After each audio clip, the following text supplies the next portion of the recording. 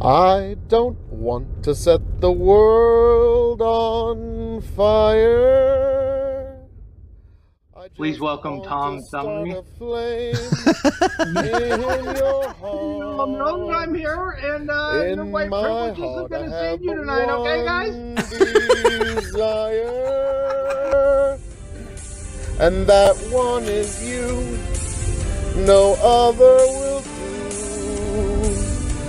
I've lost all ambition for worldly acclaim. Any government is to monopolize as much violence as possible in order for it to inflict it on as many citizens as possible. I've been on this like weird anarchist art for a few months now. This is playing by their rules, exactly how they are. Me. I don't want to set the world on fire. I just want to start a flame. You're watching the Dog and Chicken Show. Like, share, subscribe. That's right. It's time for the Dog and Chicken Show.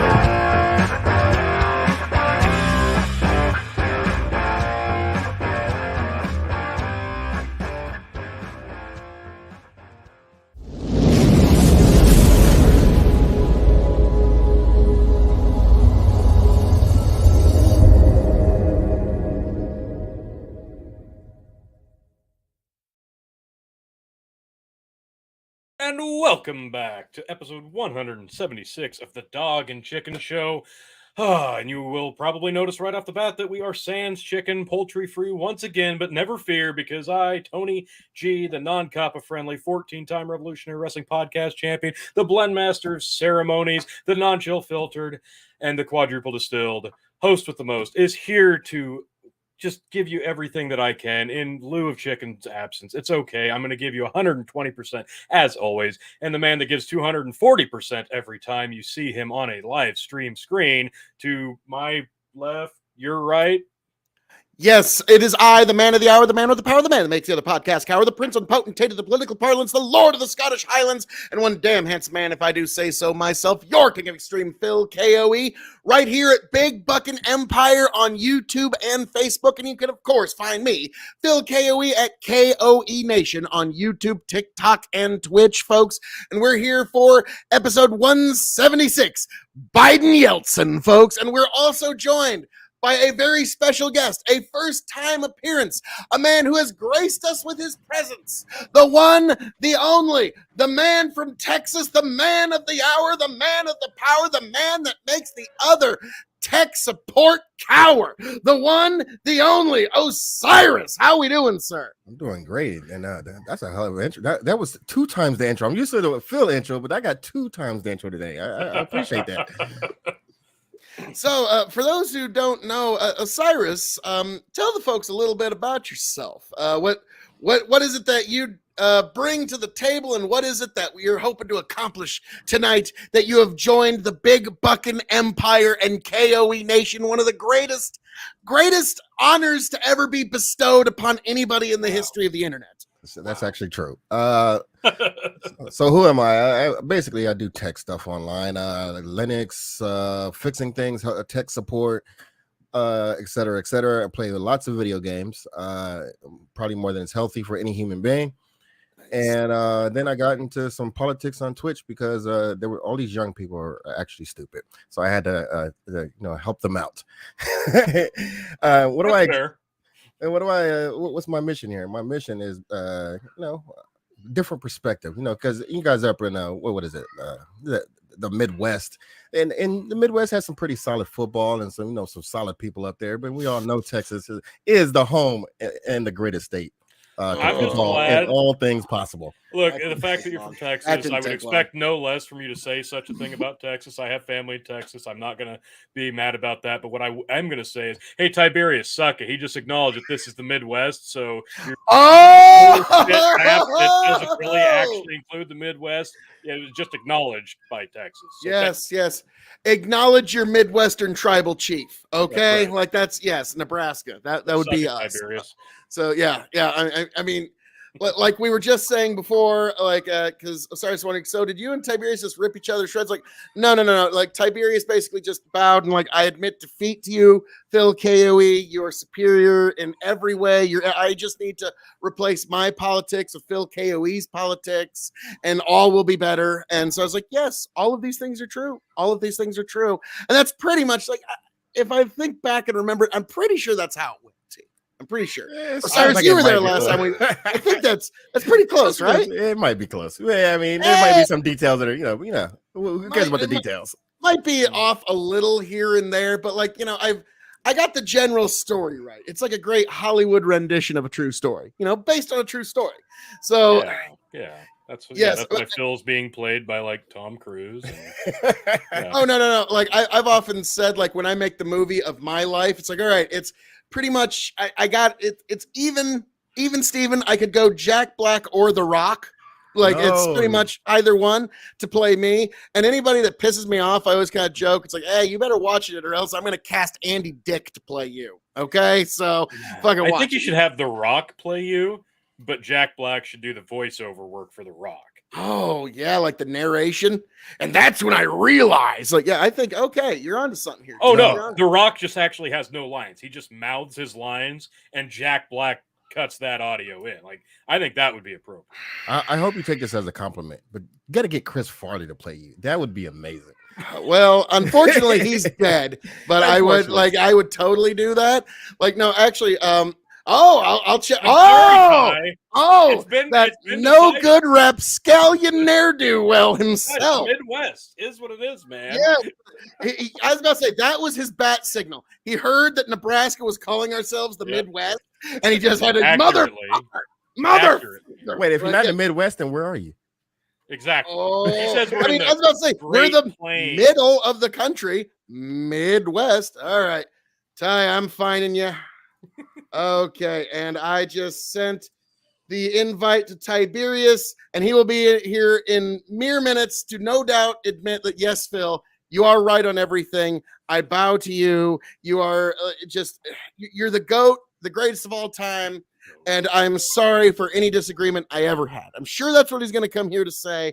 I'm sure that's exactly what he's here to do. And what do you know, folks? I like how you can feel his anger and just disdain before he even gets on screen. But folks, here it is. The man for you, the man for me, the man you need to see, the one, the only, Tiberius motherfucking D. How are we doing there, Ty?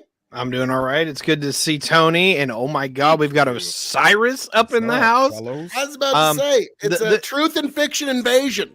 Yeah, no, truth be told, guys, is that whenever there's an Osiris in the house, that is my bat signal, all right? That is when I have got to show up because you know it's going to be a good time. Oh, yeah. Osiris is the shit. We had to have you come along tonight, and now we got Tiberius, too. So it's going to be a packed house tonight, folks. It's going to be like, I mean, if we had one more, we'd have a full poker game. Almost. Like it would be like, all right, let's get this going. But all right, so Tiberius D, like I was just telling the folks earlier how in our last interactions, you're just like, Phil, you're correct on everything. I admit your full rightness in all, and like I bow to you, and I'm just replacing my politics with Phil KOE's politics. That's pretty much how our last interaction Phil, went, right? Phil, I just got done eating like up to my brim. And now you're making me want to throw it all up. Come on. I was about to say, it almost just crept back up. Like, well, Tiberius, it's glad to know I can get a reaction. Okay, like I at least consider that nice. I am glad that I live in your head rent free. Thank you very much. I just like got him. I'm not the one that's gonna puke. Okay, like Jesus Christ. But all right, Ty. So basically, that's him saying, like, yes, Phil, your politics are superior. I bow to you. Your superiority is just I can't match it. So pretty sure that's how that went. Now, Ty, the other night, because Tony, I'm sorry, I'm never above shameless self-promotion. Tiberius and I actually went back and forth on Truth and Fiction podcast, Truth and Fiction Pod on YouTube, about a little place that's had a little bit of influence, and that's a little place called Ukraine. And we did that there on Truth and Fiction Pod. Damn, you guys, I know. It's just everybody, come on in. And so that's another place to check us out. And that's also the impetus of, Osiris is the man behind the scenes, the power behind the curtain, if you will, the great Wizard of Oz of Truth and Fiction. Pay no attention to that man behind the curtain. But yes, that is Osiris here. He is also an amazing part of that show. Now, Tiberius, by the end of that show, we had some exchanges. You laid out the history, but even then, it begrudged you. It pained you to say, oh no, we got Grow the Farm. No, Kiwi, I'm living free in the head of Tiberius D. Oh no, we got Grow the Farm up here too, folks. It's pandemonium. It's on, folks. It's on like Donkey Kong. Yes. So I think. Did you get through this thought yet, Phil? No, I got at least 10 more minutes I can fucking fire off here. I was about to say, feel free to jump in here, guys. I mean, it sounds like you got it. Yeah. Okay, well, all right. I'll just we'll just sit back in the comments. It's fine. You got So, Ty, welcome to the show. Yeah, where am I again? What did I sign on for? Apparently the Phil KOE Grand Spectacular live stream hosted I was by about to Big Bucket say Empire. the Phil KOE thrill. Wait. In all fairness, isn't that what the show usually is? Yeah, no, that's standard fare. The Phil KOE thrill ride. Like, yes. don't get me wrong. I've got shit ready to go, and yeah, tonight I don't. So Tiberius, no matter how much you try, you can't derail whatever paragraph or story I'm gonna try because I got shit. I mostly got shit. Like, we've got some stuff, but like, I'm not married to it this week. So try as you might, you're not gonna derail my segment. Look, I don't have shit. I apologize for derailing your things. I legitimately do. I hate to fuck up your flow, but I am honored that my presence does enact a certain level of change. I'm honored to have that distinguishment. So I do appreciate that part. We need to make the Tiberius poster of like the Obama campaign, like change. I think that just gave me cancer. I'll get right on that. Jesus. Okay. Well, luckily, like I just reported, Moderna's got a cancer vaccine that's actually making some interesting breakthroughs. So we'll see how that develops in the future. But all right. So I'm drinking Glenlivet 12 Scotch tonight, Phil. I don't know if you want to do the standard intros like we. Oh, or if you just Tony. want to keep rambling. I was about to say, Tony, I just like to make the intro of the show the train wreck that is the amazing, beautiful disaster that is Phil KOE. I'm kind of like a force of nature. Let's find out what I'm about to say together. But yes, okay, did you seriously just call yourself a beautiful disaster? And a force of nature. That's what like a 28-year-old woman with like 4 different kids from 4 different dudes says about herself after she's OD'd a couple times and gets a tramp stamp in her late 20s. I'm a beautiful disaster. That sounds say that sounds like, at least Phil, one minus the 4 kids. Phil, I didn't mean to get your nipples hard. I'm sorry. That's what my goal was.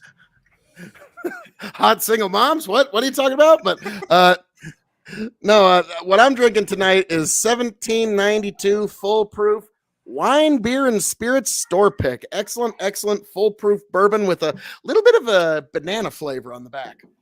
That's that super high proof one, isn't it? Mm-hmm. 125 proof. Yeah, it's a good one. Not bad. So, Osiris, Tiberius, what are you drinking or imbibing in this evening? Sweet. I gotta say, looking at you guys' background, you and Tony, you guys have enough liquor for me and Tiberius. So I didn't come with the liquor today. I just got a regular beer and some margarita that I'm about to get. Got a beer in a mason jar. Nice. This is how you know that is Texan. This is how you know I'm from the best part of the Midwest. We're actually near the South where you can get good sweet tea. What? Wait a minute. Oh, you mean back east? Did you say sweet What tea? the fuck? The South is back east, motherfucker, and so are you. What the fuck? Like, yeah. Sweet tea is not representative of the Midwest. I'm No, sorry. that's like this is the best part of where I live in the Midwest. We're close enough to the South. We have good sweet tea. It's okay. Like, I'm sorry. Tiberius is trying to piss off all of Texas right now. But like, I gotta say, Bandits put it best, and I'm sorry, Tiberius. No, you don't get to call yourself Midwest if you were part of the Union or Confederacy in the fucking Civil War. Okay, like no, you're out of Midwest contention, and no. Nebraska, the Midwest goat, acknowledge your tribal chief, just like Roman Reigns. How long does it take to drive from border to border in Indiana? Curious. Like depends. If you're going across the state, east-west, it's only about 2 hours, 30 minutes. That's what I thought. You might be able to do it in 3. It depends if you're going through Indianapolis or not. If you're talking north-south, it's like 7. Yeah. Like kind of the Nebraska thing, just literally the other cardinal directions. It's kind of funny. It's like like because like we're not too different than literally Nebraska laid on its side. Or I'm sorry, tilted up. I think we're a little girthier, but we got a little more girth and size. Not to compare dick size. I was about to say, how long does it take to drive north to south in that state? Would you say in this state, probably 3.5 at least. No, I'm in Indiana. Yeah, so width wise, you can probably do it in 2.5 hours. So we might be a little thinner, but that's by interstate, which you all don't have. We literally have like you have the I-80. biggest interstate, I-80. You have the one I-80. that connects the whole fucking country together. Just little old I-80. What do they know? Okay, so I-40 would like a word, but anyway, the other side of that. I-40 doesn't connect Mexico City to New York City and Los Angeles. I-80 says take a number I-40. We've got like actual clients to visit with over here. I was about to say, and I-80 intersections had the human trafficking numbers to back it up. I wasn't going to go there. That's not a brag, Phil. I don't. It's a weird flex, but it's there. A state dick waving contest, and yes. Texas has to have a word with all of that shit. So hey, look, Texas can do Texas things. Like you're not a state, you're a region. Okay, oh my God, you're cheating. It's a country that doesn't require passports. If you ask how long it takes to get from one side of Texas to the other, then you're not gonna make it.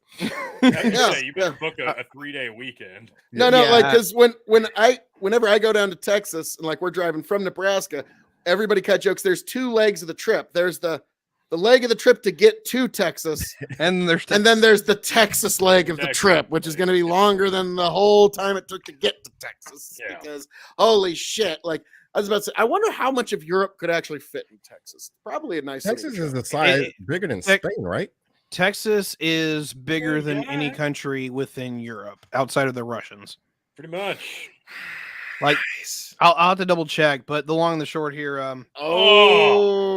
So just measure. Oh man, literally, our state dick is twice as big as your state. Is it really? That is a girthy hog right there. Like so Cyrus, no, that's how deep we're going. We're going to state dick sizes. Okay. I'm here for it. Let's do it. We're cornbread. We're corn fed. We're beef fed. Like what can I say? What can I say? And like, I'm sorry, Tiberius. I mean, all those Midwestern states that border Kentucky, but goddamn it, you're back east, motherfucker. Like, I don't know. Wait, I'm curious about this argument. So there's the South, the East, the Northeast, then the Midwest. Is there another part that I don't know about? Some people like the desert west, something called like the Great Plains, Mountain West. It's not a thing. Talking about. Okay, so talking about super regions. Okay, I'll be fine with the Midwest encompassing everything except Tiberius's yard. Yeah, so one foot. All right, so super regions, there's literally like 5, right? There's the Northeast, there's the South, there's the Midwest, and there's the West, right? And then you like subdivide down. Like you have Cascadia, you have the Plains, you have the lake states, you have the Foundry, you have Texas because Texas is cheating. Yeah, I mean, I always say that Texas is the South on one part and the Southwest on the other part. Dude, seriously, Texas, why did you steal about 1/3 of Oklahoma? Like, look at the fucking map. Because Oklahoma is not a real state either, because that's just a native reservation. Oh my God! And the west part of Texas is just we took that's just the part of New Mexico they didn't need either, so we took that. They didn't need it. It's like there's only El Paso there, nothing they're missing, right? They didn't need that. That's where we put our wind farms. It's cool. Don't worry about it. My brother Like lives in not just Texas. everything on this side of the river, I guess. My brother lives in Texas, and one of my favorite quotes of his of all time was, "Yeah, he'd come up here and we'd like go out to eat Mexican or something. He'd be like, yeah, it's good, but like it's way better in Texas because like we have real Mexicans." And I went, what? Yeah, we have the real Mexicans down there, so they make better Mexican food. I'm like, what the fuck do you? Are there fake Mexicans? Apparently, I didn't know. We have more I didn't Mexicans. know. He should have said that. I would go with that. I think what he meant was geographically we're closer to Mexico because apparently that makes a difference. I would say this: Texas Mexican food is probably not real Mexican food. It's some amalgamation of Tex-Mex stuff. Tex-Mex, yeah. Yeah, and we're not even going to talk about Taco Bell. That don't count. That's not real. It's not even real food. I mean, it does when you're drunk at 2 a.m. That's the best food when you're drunk. That's drunk food. That's not Mexican food. No. I'm actually surprised to see how much bigger Nebraska is. If you look at it on a map, it doesn't look that much bigger. Well, we don't want to make you feel inadequate. Oh, we're always inadequate. No, they probably do the opposite thing. They probably do to us what they do to Alaska. Like if you look at Alaska on a map, it's not that huge, but then when you look at it in action, holy fuck, Alaska's huge. And it depends. The problem with Alaska on any map is that it's either like way too big to scale to where it looks like it's a third of the continental US, or it's way too small and it's literally just like hemmed in there at the bottom of the map in the corner. Looks like it's 3 New Hampshires. Yeah, growing up, I thought it was the same size as Hawaii. Yeah, right. And then that's how the map made it look. It's actually not too much bigger than Texas. It's like 1.5 Texases, but it's not like, oh my god, it would literally eat the West, because there's some maps that literally show it that big. Did you just say it's not much bigger and then basically just said it's overtime compared to it's one Texas and a half? Like that's time and a half. Yeah, it's when I say it's not that much bigger, I'm saying like, hey, a lot of people make it look like on a map that it's 3 times the size of Texas. Like it literally would cover like everything from Montana down to Arizona. Well, it'd be like comparing like America to Russia in terms of landmass. Russia's like twice the size, but America's got like twice as many people in terms of population, and twice as much more America. So that makes us just more better. Oh, it's 100% more America. Yeah, 200% more America, and so and we got a way better ag base. Let's just be frank. So if we're gonna start throwing those measuring contests down, like sorry, America, we just win in every way. We got more freedom. We got more America. We got more just everything. We got more trees. We're ready to go. So speaking of Nebraska, though, what do you guys lead the nation in on? Anything? Usually beef exports. Believe it or not, we actually beat out Texas quite a few years, and lately, especially after that last drought, really destroyed a lot of cattle ranchers in Texas. So yeah, we're if not the top, we're number one or two, depending on the year, beef producers in the entire nation. So don't forget the Ogallala Aquifer. The beautiful Ogallala Aquifer and the wonderful unicameral. I mean, now you can tell this isn't the 90s because we're not bragging about football at all. Oh no! I mean, I only brought it up because he had the football helmet behind him. No, we know. The football helmet looks like it's from the 70s, so I understand. Yeah, still our helmet. It's still the same helmet. It's just that's how long since we've been championship relevant. Classic look. I'm sorry. It's like our vintage look is the last one they've seen. So I'm sure if we glam that up, our woes are going to turn right the fuck around. It's a touchy subject.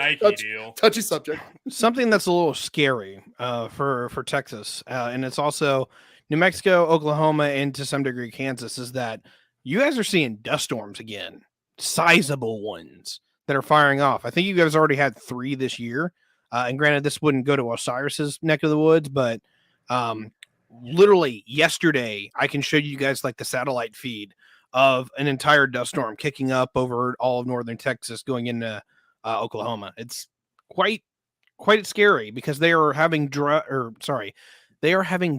bowl level droughts in basically where those 5 states come together. I think that kind of speaks to the conversation we had about the climate change. I think there's something crazy going on, and it doesn't seem like nobody important is talking about it. At least when it comes to planning and aid and what's to come in the future, definitely it's going to be a situation that needs to be taken care of, not at the last minute, or we're fucked. And many shall die for lack of water. And yeah, that's unfortunately there's areas of Texas that are hitting that, and huge swaths of California that are hitting that. But like California just doesn't want to acknowledge reality, so I don't know what's going to happen there. So yeah, I feel for you, because I remember I was talking to some buddies down there who were Texas cattle ranchers, and when their well went dry, that was pretty much it. You just sell the cattle, and that's it. You have lovely pasture ground. Let's see, grow the farm up. We don't have that on our land because we plant cover crops to save our valuable Midwest soil. Yes, cover crops. It's a new thing. Grow the farm up. He's really this isn't new to Texas. But yeah, like it's something I definitely would recommend. Go to Grow the Farm Up on YouTube to learn about a more sustainable way and how cover crops can do some amazing things for your soil. So, but yeah, that's the green thumb that is Grow the Farm Up. And son of a biscuit. Keep knocking that over. But anyways, so how much snow did you end up getting? At one point we got like 6 inches, and then like this morning just had a dusting. Yeah, closer to South Dakota, they're expecting like 1.5 feet here, like maybe tonight, I think, or tomorrow possibly. It's been it's been all over the place, but there was a lot. The further north you get, find shelter, chicken. Shit. Regenerative farming. There we go. Grow the farm up. It's like, get it right, motherfucker. Jesus Christ. But yeah. If you want to see more about regenerative farming, Grow the Farm Up's the place to be. So, all right, gentlemen, we've done quite a bit of trying to kick out Midwesterners and try to bring in, because I don't know if you know this, Osiris, that is Midwesterners' favorite hobby, is arguing over who is and isn't in the Midwest. We've been doing that for like 60 That's all we years. got. You guys got to adopt the Texas way of doing things. Just take it all over, and then nobody can argue about it. Now, the problem is between India and Nebraska. That sounds like a very Putin way to look at things. I don't know if I like that. And that is a great ham-fisted segue. Before we segue, I do want to mention those of you watching on Facebook, I know the notifications have been absolute dog shit here the last like month or two, and it looks like we're getting a little bit coming in on Facebook now. I don't know why the notification isn't working, but if you do jump in on Facebook, or you haven't jumped in on Facebook, if you're watching from YouTube, I do recommend watching on Facebook, because you can get in on the paid subscription portion of Facebook if you so choose. It is a $5 a month endeavor. And what just $5 a month? Just $5 a month. And what you get for that is such a value, folks. I can't stress this enough, because at least once to twice a show for $5 a month, you will get to either mute Phil, which I highly recommend. You can make him take a gin shot. You can make me chug a beer. If you want to make Phil sing, you can do that like twice a show.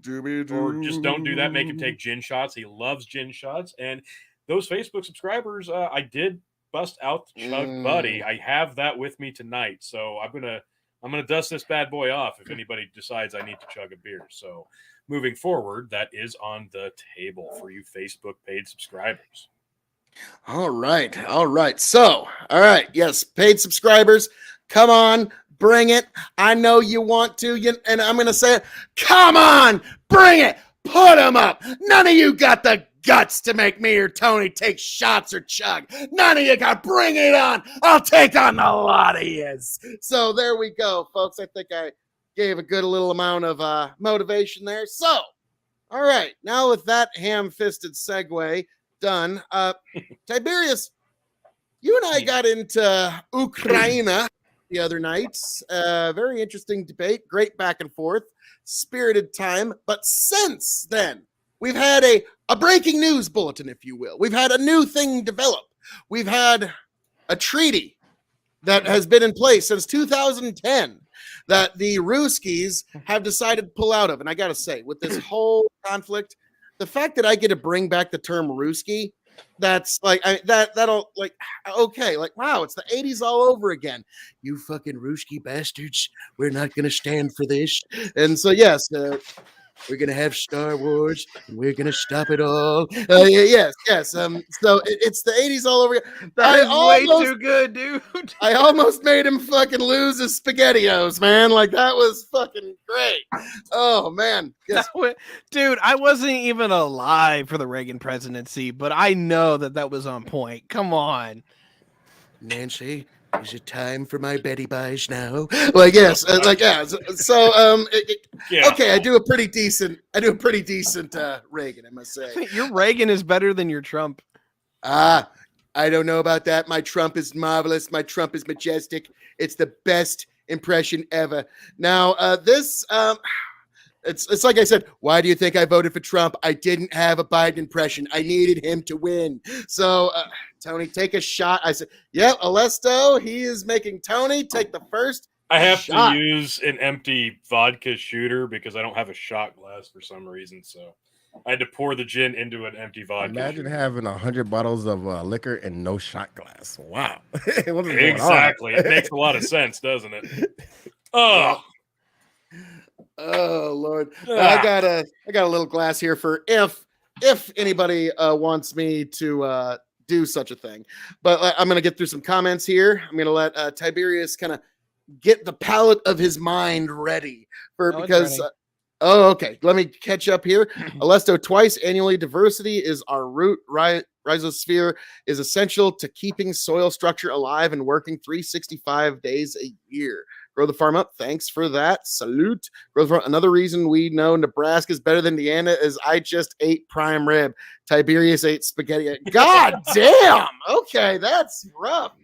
And Tiberius like, I'm eating Cheerios, you motherfucker. What the fuck? And like, what are you eating, Ty? The audience, the KOE Nation, Big Bucket Empire needs to know. Chef Boyardee.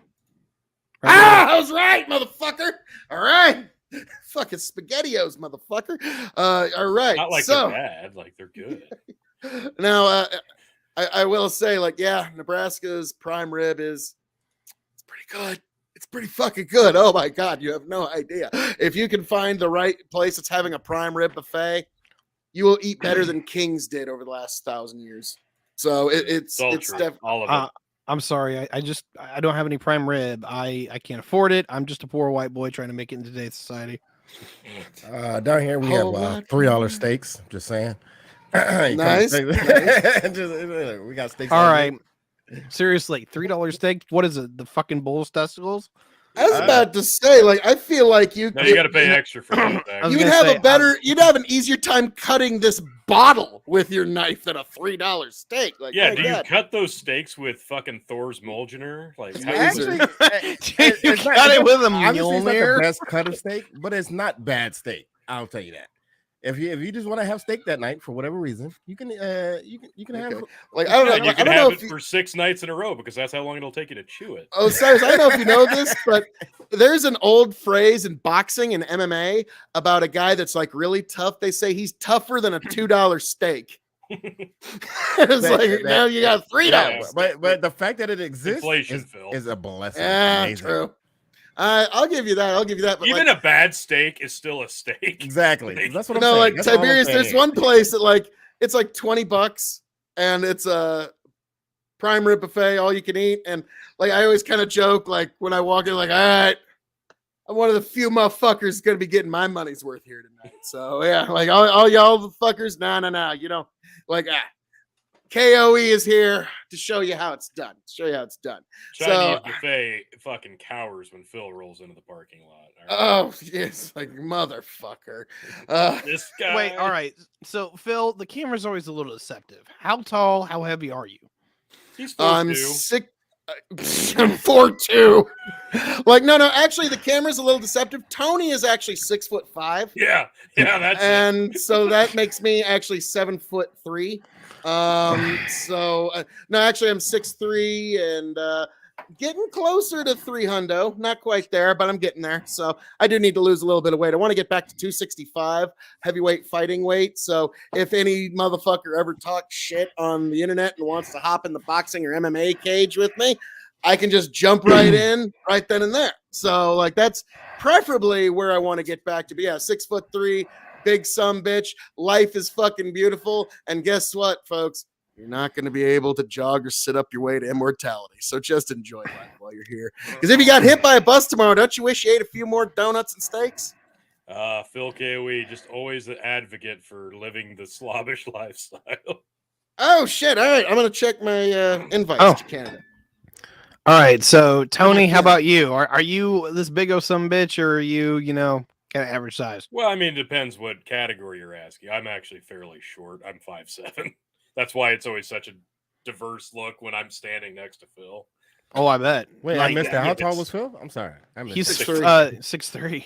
God damn. Yeah. No, what's funny is like a lot of people in our town are about my because Tony thinks he's short at 5'7", but then when he went to Houston, like you were just like, well, it's full with Mexicans and people. Everybody was your height in Houston, Texas. So we have a situation. Our population is being born into I'm putting it in a nice way into a shorter population, right? So that don't count. Don't count Houston, okay? That's all I'm saying. Yeah. I'm like 8 inches shorter than Phil, but we're like the same width. So Phil towers over most of us. Got it. Yeah. How tall are you, Ty? I'm curious. I'm actually only 5'8". Okay. Like I got pictures of me, CTV, and Connor is 6'4", just towering over us, but he's scrawny as fuck. And then you've got CTV, which is just a little taller than me. Like he's like 5'10", and he's scrawnier than I am. But yeah, it's just kind of interesting to find out. Counting the hair or not? Because I feel like that gives you an extra 2 inches. I'll leave that where it is. Okay. Okay. Yeah, it's just interesting because like I couldn't. Tony knows. Hey, look, if I had hair, I'd be counting it too. There's a reason I wear the hat. It's just interesting to see because you look at somebody in the camera and you're like, I'm not used to that. I thought that Osiris was going to be fucking huge. Like I'm like, all right, this dude's gonna like bust through the screen and kick my ass, kind of thing, right? And then I get there, and I'm like, oh, you're just 6 foot, and you're actually pretty lean. Oh, wait a minute! Don't take that inch away from me. I'm 6'1". Get it right. My brother's 6'3" though, and he's skinnier than me though. I figured Phil would very round, but I didn't know if he was gonna be the like tall and round or if he was gonna be like the stocky and round. Like, so you were wondering if I was gonna be like the Penguin from Batman? Yes. Like it's like, okay, is that like the thing? Like, no, like not quite. But no, like one time I did when I was training in MMA get to go up against a sumo wrestler, and that was because I thought, I'll be able to throw my weight around. No. not like a sumo wrestler. And all right, we've got somebody that's trying to come in, getting some technical difficulties. I'll wait till he gets his camera going, but we're actually going to be joined by Jacanadar, Tony.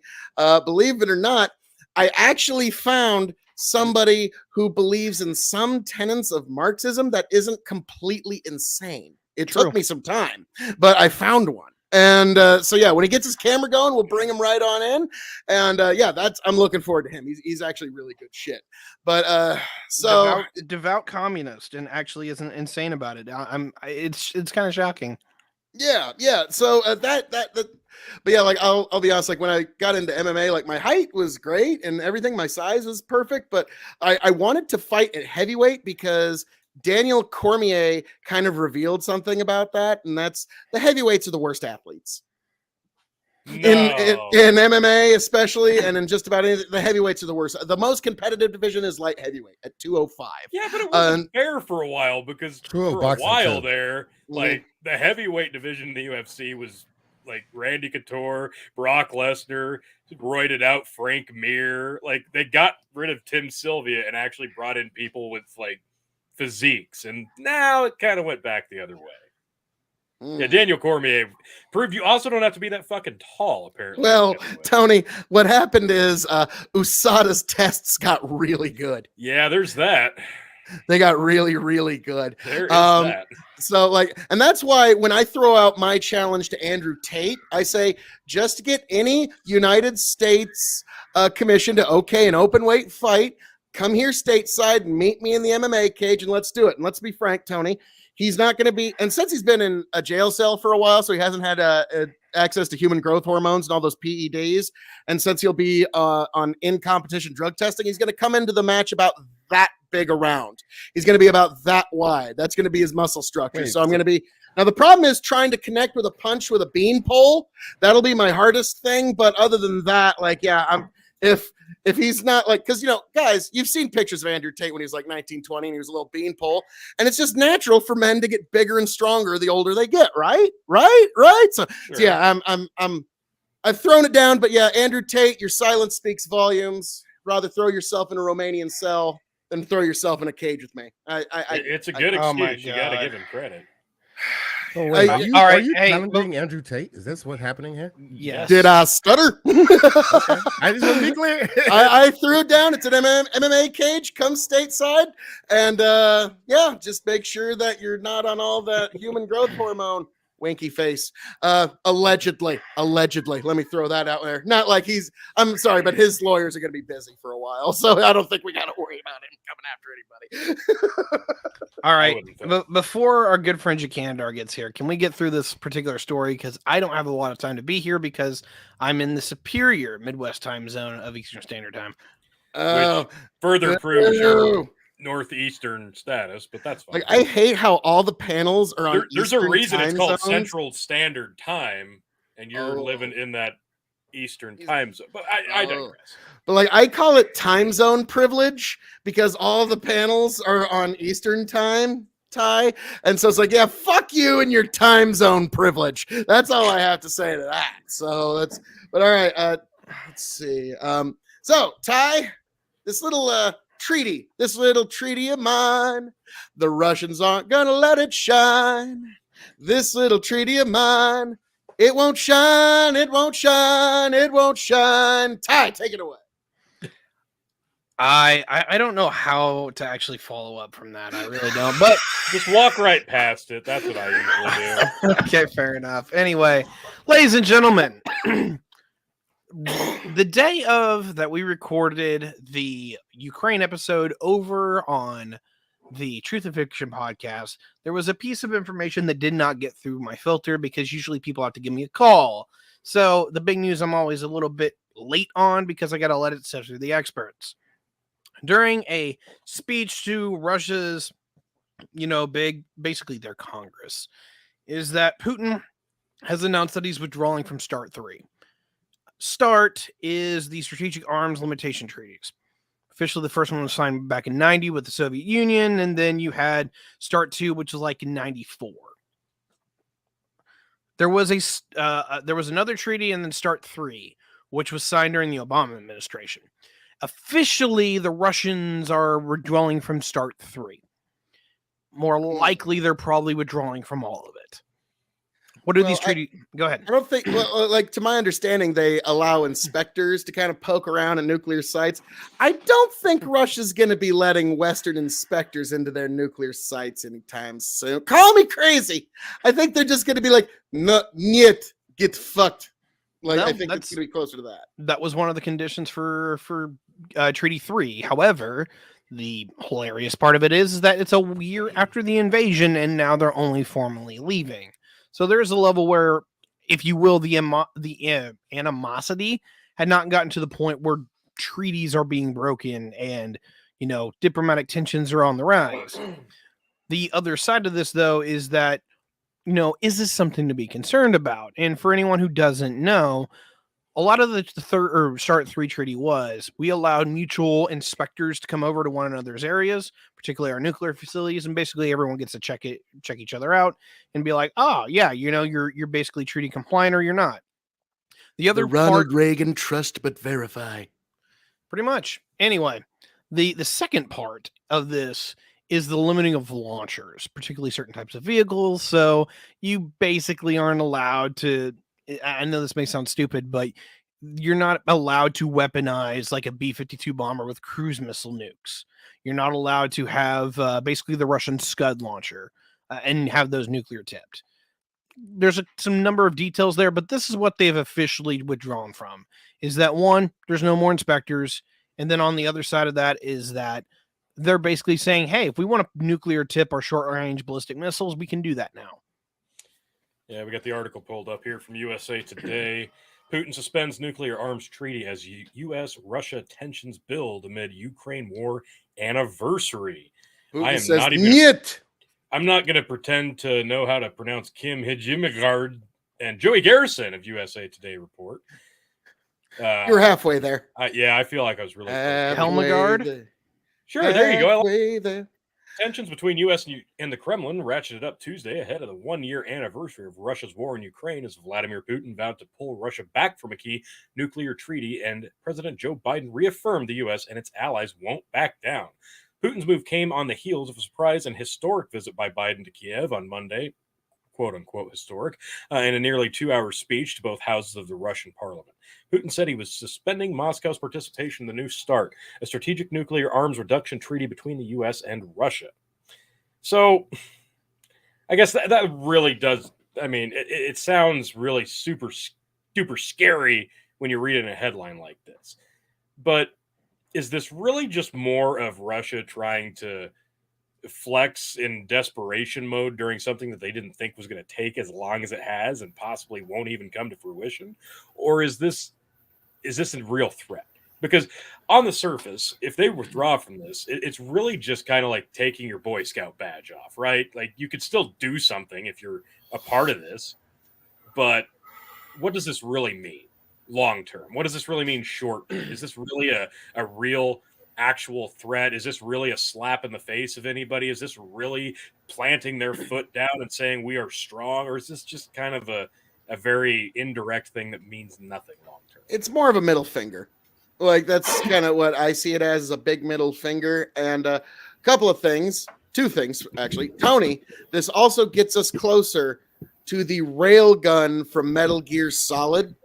Okay, like where now you can deliver a nuclear warhead almost anywhere in the world using a railgun technology. We're now much closer to that now that we're out of this. Goodness. Now, like, because the United States is going to build that shit first. Okay, I mean, I'm sorry, the Russians and ET are about to find out why Americans don't have free health care. Okay, it's because of our military-industrial complex, motherfucker. And second of all, welcome, Jacanadar, to the show, good sir. Welcome, good sir. How we doing? Yeah, for whatever reason, StreamYard is saying my camera is held hostage by OBS, even though OBS has since been closed. Discord has been closed, so there's literally nothing connected to my camera. Yet when I hit start camera, it's like something has control of your camera. Please make it go away and then try again. Like the era of the Zoom meeting, we've all had you that. Probably need to go to Task Manager and make sure there's background services running. Canadar's the tech asshole on this one. Jeez. I'll check that in a minute. Osiris, I went old school. I actually unplugged the motherfucker and plugged it back in to make sure that is disconnected. That's not what. And I don't know what to do. May God have mercy on your soul. Well, no, I was like, plug back in, and that didn't do it. Yeah, I was like, if anything's got a hold of it, me unplugging it is going to make all of them freak the fuck out when I plug it back in. You might just want to take you know what I do when things break? I just slap my dick on it, and usually they just work. The magic goes it's like a magic wand. Just do that. I was about to say, it's like, unfortunately, it's like a lucky, like, it's like a lucky leprechaun. Slap me magic dick on it. What? Like, oh my God. Well, wait, I'm not Irish. Why'd you do that? See, I'm the Irish. It's like that's always like. I'm trying to think, like, what mythical creature would have a magic dick? And the best I could come up with is leprechaun. A mandingo, obviously. What are you talking about? Well, no, but I mean, like, honestly, even if I were to try what is being recommended here by Osiris, the only thing I'd have to smack is an exposed heat sink. And nah, dude, I don't want blisters. I'm good. Okay. Take the disc out of the DVD player, breathe on it, wipe it with your shirt, and put it back in. This guy obviously played Nintendo. He knows what's up. Yeah. Nice. Okay. Blow in the cartridge. Like, oh God, why can't now, that fix being everything? Said, going back to the article, no, this is a lot of bullshit, and that's funny. It's a lot of posturing. It's a lot of dick waving and saber rattling, because when it comes right down to it, even if we go by the last figures that we can verify, which is 2018. They still have enough to end the world 3 times over. If they add more, what's the difference? Yeah, like now I think in reality, if we did do the actual exchange launch, it's not going to be the destroys the world like 6,000 times. That's not going to be what we actually get. What's going to happen is about 56 missiles launch on all sides and destroy most of the relevant infrastructure. And then the world of Fallout, what we thought was an alternate universe, now becomes a documentary. Well, actually, this is something I was 4. talking about with somebody last night. It's like the 500 weapon nuclear exchange is a joke. Yes, that is what is predicted, but there is no plan for that. We have to plan for the smaller things because that's the only thing we have a chance at hell at surviving. Yeah. So two things. One, if you watched my particular this latest episode of Truth and Fiction, then you'll know that this is Which you better. true. If you haven't seen this may sound as a little bit off, but this is basically message received from the Russians, because what we have been slowly rolling up to and communicating for a while on the Western approach is basically this: we do not believe that the Russian government deserves the right to exist anymore. And what we have been seeing, Putin's at the head.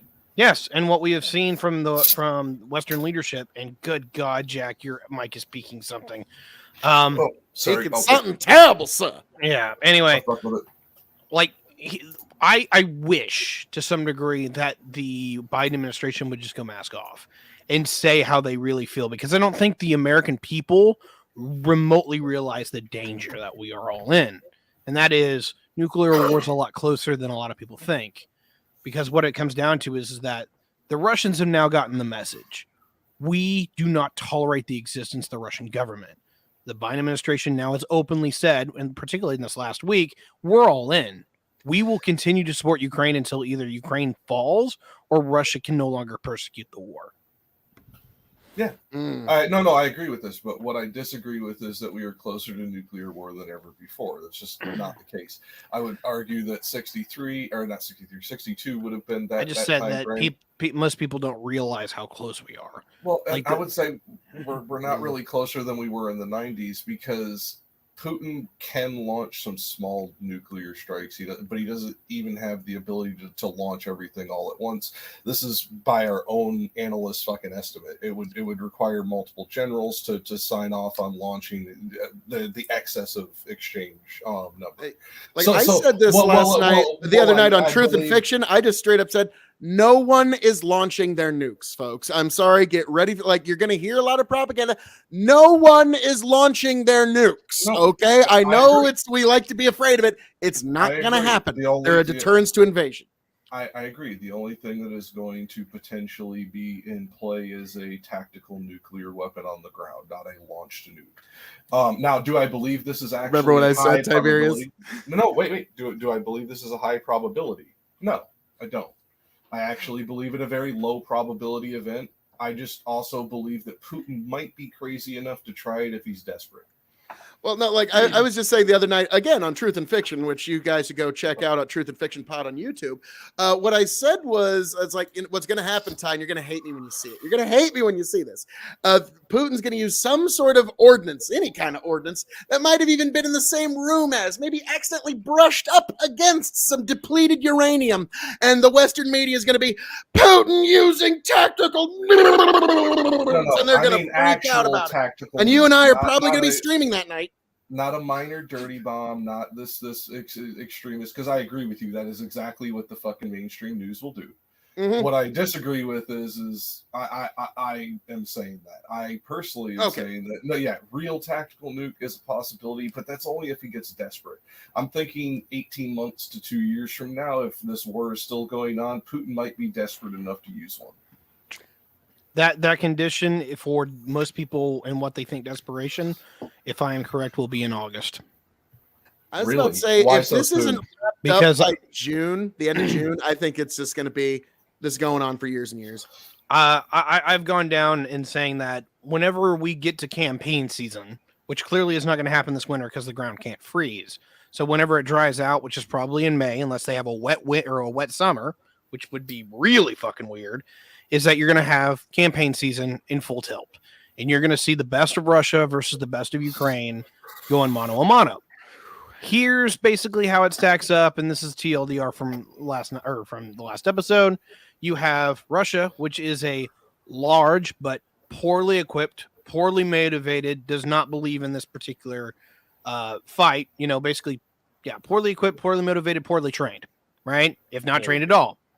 Even if they may have 500 to 700,000 dudes in theater, versus It'll Ukraine. probably be closer to 1 million because our numbers are always a little skewed in our favor. I don't think they can actually put that many fucking people in the field. Their logistics are awful. Yeah, like I'm even if they tie on this one, because every time they get a super massive conscripts, which is what they're doing to flesh out this 500,000 man push that they've been talking about, they have rebellions and escapes and people like fucking fighting and having to be put into stockades and shit because they don't want to go, they don't want to fight because they know their people are coming home in fucking boxes or not at all. Also, keep in mind, all war is won by deception. Are you going to get more people to go onto the Ukrainian front if they know they're going up against 700,000 people, or if they think they're going up against 1 million people?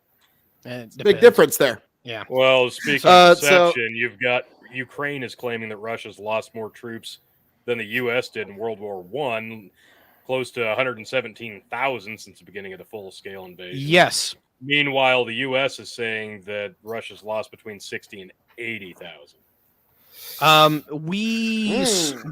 Somebody reported it literally in the last 2 days, but one of the intelligence agencies leaked that they saw like the internal Russian communiques to where they have their actual numbers versus our estimates.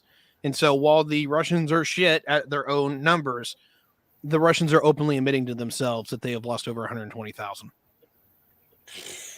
God. No, it's the thing is, this conflict is just not worth the lives already lost.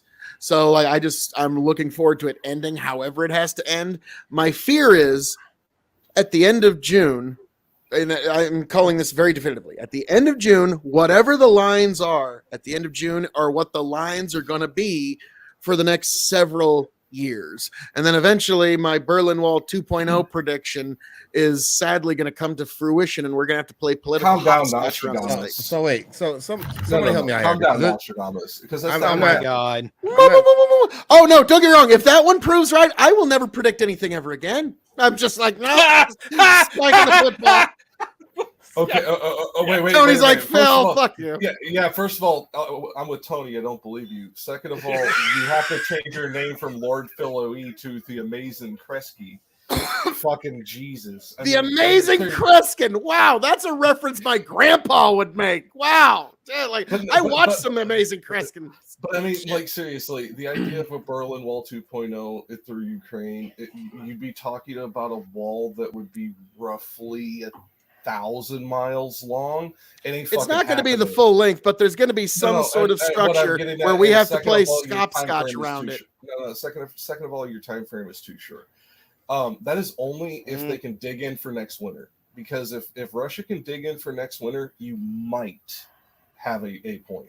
But dude, it's not going to be settled this summer. Those I'm saying at the end of June, that's what the lines are. At the end of June, they're not going to really move anything significant after that. You might have, because like the Art of War says, you can take facile ground where you can step a few steps into the enemy's territory, but it doesn't have any actual strategic value. That's facile ground. You'll have a few takings of facile ground here and there, but really by the end of June, that's going to tell you what the lines are for a very long time. If you were talking to countries fairly independent and fighting a war, I'd be arguing you have a point. Unfortunately, they have backing of multiple NATO countries supplying them with military might. It's Russia versus NATO.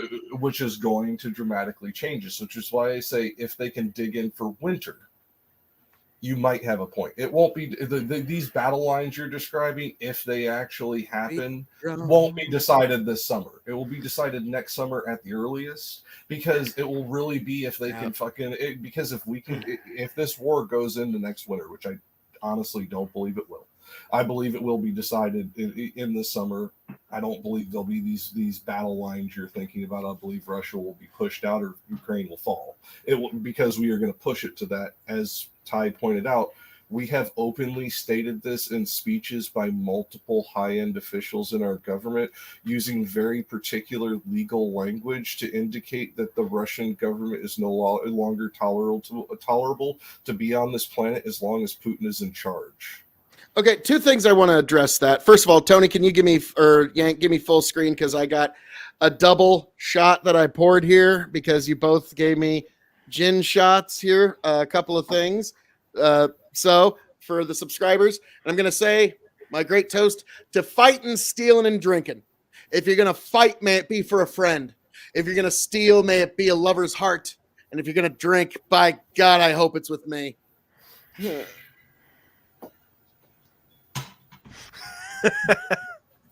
That always gets him. Drink better gin. Trying to polish off this beef eater. I mean, that was your first beef mistake. eater. That's that I just graduated high school shit, huh? Yeah. This is the kind of stuff you drink after you just like defeated your mortal enemy in hand-to-hand combat. When I was in the UK, there was this little chain of like motels called the Beef Eaters, and the smell coming off of their breakfast was enough to make me not want to eat. And I am a chef. Like the fact that they named a gin in the same token with that, no, I'm good. It's going to be horrible. It needs never ever to be drank. It belongs right on the same shelf as Ron Rico. These are all true things. Gin is awful. There's only a handful of them that are good.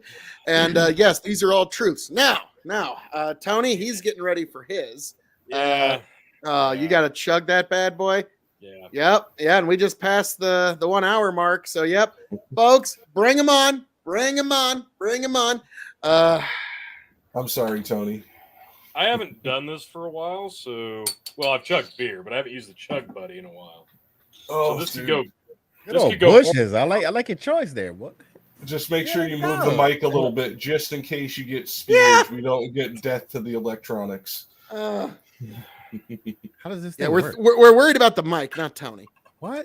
I need one of these. Bam! Are you hold fucking kidding me? Wait, is that the whole bottle? Yeah.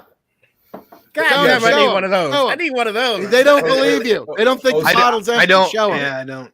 No, Osiris. What that does is that tube that's going in is your Turn it upside air down. valve.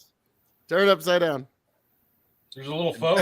Wow. All right. That's Yeah. impressive. That's impressive as fuck. Tony I like that. he's like that guy from the Man Show who could like down like beer just like as He fast just as opens it. his throat. You know what, Yeah. Tony? You're invited to the next barbecue. Justin, are you saying you want me to chug now? Because I think that's what he's saying. Too. God I think damn he it. wants. Yeah, he wants you to chug. If you have ever done a beer bong, you understand the principle of you have to open your throat or you're going to aspirate fucking beer foam. It's just that there is no two ways about it. Yep. Tony's a master of this shit. All right, Tony. All right. Can he go all the way? Chug.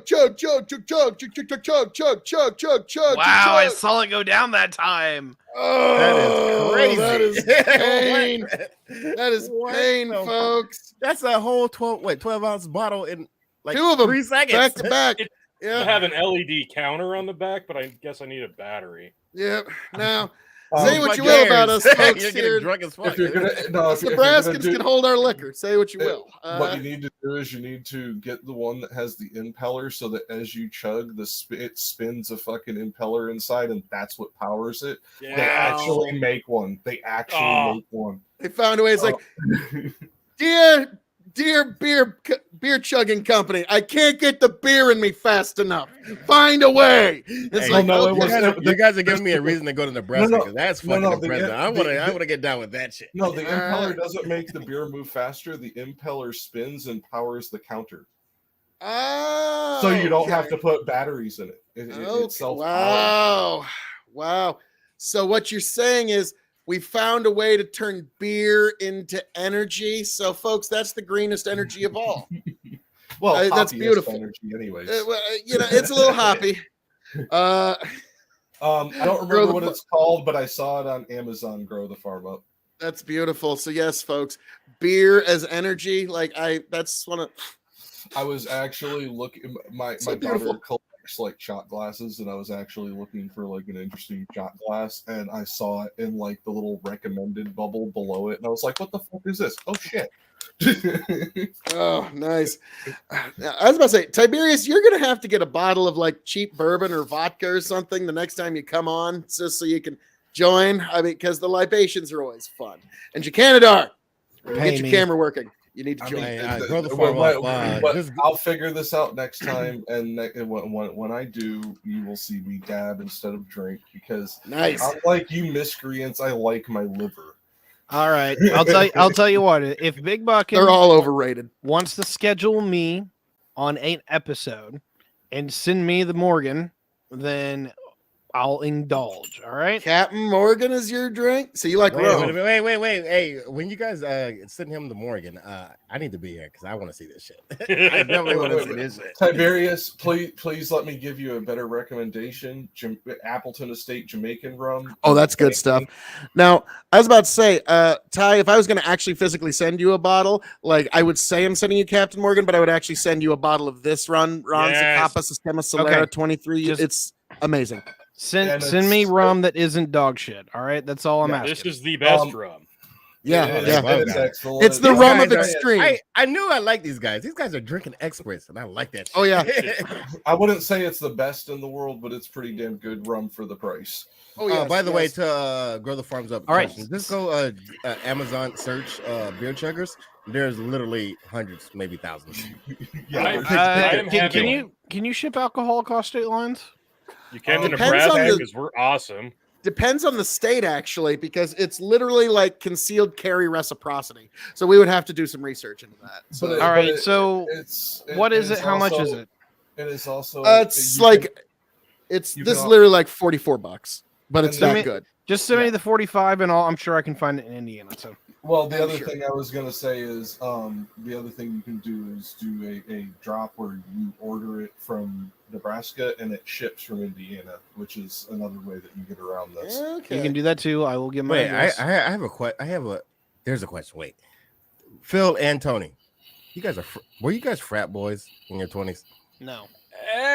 No, not frat. We just lived next to the college that we sometimes attended. Yeah, we had a good time in college, but a frat would have required us to like do some things. Yeah, we didn't do like, a lot. No, we mostly did what I was just doing a few minutes ago.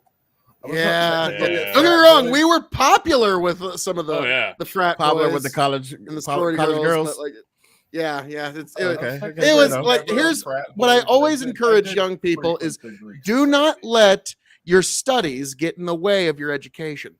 Unless it's beer. That's right. Yeah. That is the education.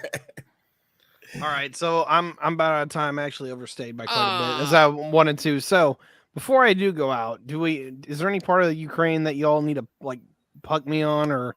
One thing I need to push back on something you and something Tiberius and Tiberius said. Double fuck that guy. Tiberius and Jacanadar were touching on is we need to remove Putin permanently and the Russian regime must be changed. Like, here's the thing. Say we do remove Putin from power. Like I brought up the other night on Truth and Fiction Pod on YouTube, which you should definitely go check out. What exactly do you replace it with? Because America's done such a bang-up job of replacing regimes like Iraq and Afghanistan, Libya. Putin was a great replacement for Gorbachev. Yeah, we've been doing a bang-up job of that. You're going to have the kind of power vacuum, the likes of which the world has never seen. And that's why my Berlin Wall 2.0 prediction, it allows everybody to not lose face. They can go behind their walls. They can hide behind their walls. Nobody fucking gets hurt. And we just play political hopscotch bullshit. And that's my pushback is it would be nice if we could remove the Putin regime. That would be great. But replace it with what exactly? Can I add on to that, Tiberius, before you answer that? Yeah. So my idea of elder Russian philosophy about what Russia is also is that they have this very and how do I put it, inclusive idea of the lands that they deserve and who they are. Like those two things are kind of tied together, and they fundamentally as a culture believe that Ukraine is theirs by birthright or whatever. Maybe I'm describing it in a very bad way, but I think you get what I'm saying. I get what you're saying. There's some level where that's true. There's some level where it's not. There's like Eurasianism and all this other shit that's out there, but I don't have time to even remotely go down those ideas. I'll just simply say that there is Coward! Oh, sorry. yeah. There's some folks that are of older mindsets that believe that basically Russia's the chosen one for one reason or another, and then you got some younger folks that were really trying to question that, but they've been pretty much snuffed out or disappeared. So where we're at now is that, one, I just wanted to make it clear that the United States' government's unofficial position is that the Putin government is no longer basically worth our time. Right? My personal position is this. I'm fine with the idea that you don't like Putin to the point where you want to get rid of him. But what means are you willing to use to get to that? Because you can fund the Ukraine war for fucking 10 years. It might not cause anything. And if anything, it actually might mobilize the Russians into something that becomes a competent threat. There's a level where I'm quite concerned about that. The other side of that is that is it okay to actually just hoodwink everybody to the point where we're not honest with ourselves or the Russians as to the level that we're willing to push? I'll answer those in reverse order. The answer to is it okay for us to hoodwink the American public and the world at large that we're going to do this and then fucking lie about it? No. Flat out, no. As to how far I'm willing to go, I'm not willing to put American boots on the ground because, as Phil describes, when we go in for regime change, we're not great at it, and usually we have to go and clean up a mess 20 years later. We might in Ukraine. Potentially. I mean, I'm not going to sit here and say it's as definite as you say, but yeah, I'm just saying past behavior being the best predictor of future behavior. No, you're right. We do have a likelihood of having to go kill a monster in 20 years that we created. Yes. As far as what I'm willing to do, the most amount of military might I would be willing to dedicate to getting Putin out of office feet first would be a surgical strike via special operators, meaning 6 to 10 man team. That would be the most. Why? Because we do that kind of shit into countries all the time, and if they lose, we just completely disregard they ever existed. I mean, this is kind of their job. But yeah, maybe 2 teams, so maybe up to 20 people. Because I think we have the actual skill and capability of doing so. Here is the issue with my proposal.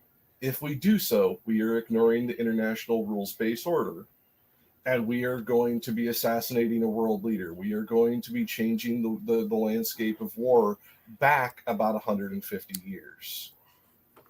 And that is a dangerous prospect. I don't know if it's a Pandora's box we want to open, but as far as me, that's what I'm willing to do, because I do think it's Putin that's the issue. And yes, we will get a different devil that may, quote unquote, be worse, but they may be worse to their own people as opposed to plans of retaking all former Soviet states. I was about to say, if the news reports to be to believe, just to defeat Putin, you just have to look at your watch long enough, because apparently his health ain't doing that great. If that's to be believed, I mean, technically, we only have to wait long enough whether his health is doing great or not. But do I want to wait that long? Fuck no. I don't want this monster to keep butchering fucking people. I'd rather this war to end, just like Phil does. I'm just willing to go a little bit further than he is to end it. Last statement, and then I gotta go. Rocket. So, as far as my own personal take, what should we actually do? I'm cool with pretty much going ham in with Ukraine to continue supporting them, as long as like the Russians don't use a tactical nuke. I don't care if the Putin government falls. Like, you're talking about destroying still one of the world-class powers, even in their decrepitated state. I don't know if we want to go down that particular road. I'll touch that here in a second, though. Excuse me. I'm fine if Putin still remains in power as long as he's pushed back and it's made very, very clear Russia has a line they can't cross anymore. You're not invading another nation, or you will find a massive level of retaliation for it. If they do use a nuke, fuck it. Let's declare war. That's literally where I'm at. Outside of that last point. Huh? Agreed on that last point. Okay. If for some reason that we were to knock over the Putin government, let's just say it actually collapses, which is the most likely scenario, that or somebody tries to coup it from within, is that our mission will be to end the existence of the Russian Federation in any kind of facilitation. So there's about 30 different provinces within the Federation that will immediately be within range to declare independence. We support all of them. We will half the size of the Federation pretty much as quickly as we can, because we don't want anyone to replace the Russian Empire. We want to disintegrate it. We want all these people who aren't Russian to have their own countries, for the Russians to actually never be a major threat to the Eurasian landmass as long as we can project power. That's what the in-game goal is now for the United States government. They'll just say that's an act of war, and they're a nuclear power. So okay, so wait, hold on. I'd be like Russia trying to make Texas go independent. Obviously, we're going to call that an act of war. Yeah, the thing of it is that we're basically trying to hemorrhage it into the point where this beast falls in from its own self. This is one of the reasons why we have the sanctions package, which makes it to where Russia can't build modern weapons. Like, they can't build T-90 anymore. They don't have the microchips. So they also don't have the metal import they need to do so either, because they need a particular amount and purity of titanium to make the alloy. So anyway, they've lost the ability to actually maintain a modern economy in the way that we think of. They're going to revert back to something that they can work with back in the 1980s. So, if Russia wants to be there and they can somehow make that work, that's great. But usually whenever you see that level of like skills deficit, you see a societal implosion. I don't know how long that's going to take. I don't know if that's going to happen, but I would say there's about a 30% likelihood that it does. In the event that it happens, the United States is going to put a stake through the Russian heart. Grow the Farm Up says if Russia is listening, Russia is definitely going to nuke Tiberius after tonight. Wow. But anyway, what I find more likely is that Ukraine this summer is going to kick the living dog shit out of Russia.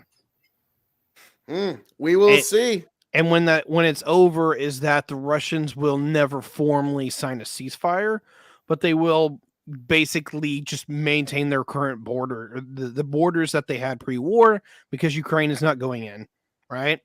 And in the event that happens, is that you kind of have a Berlin Wall 2.0 situation, but it will because the Ukrainians basically mop the floor with the Russians. And I firmly expect that to be the most likely outcome.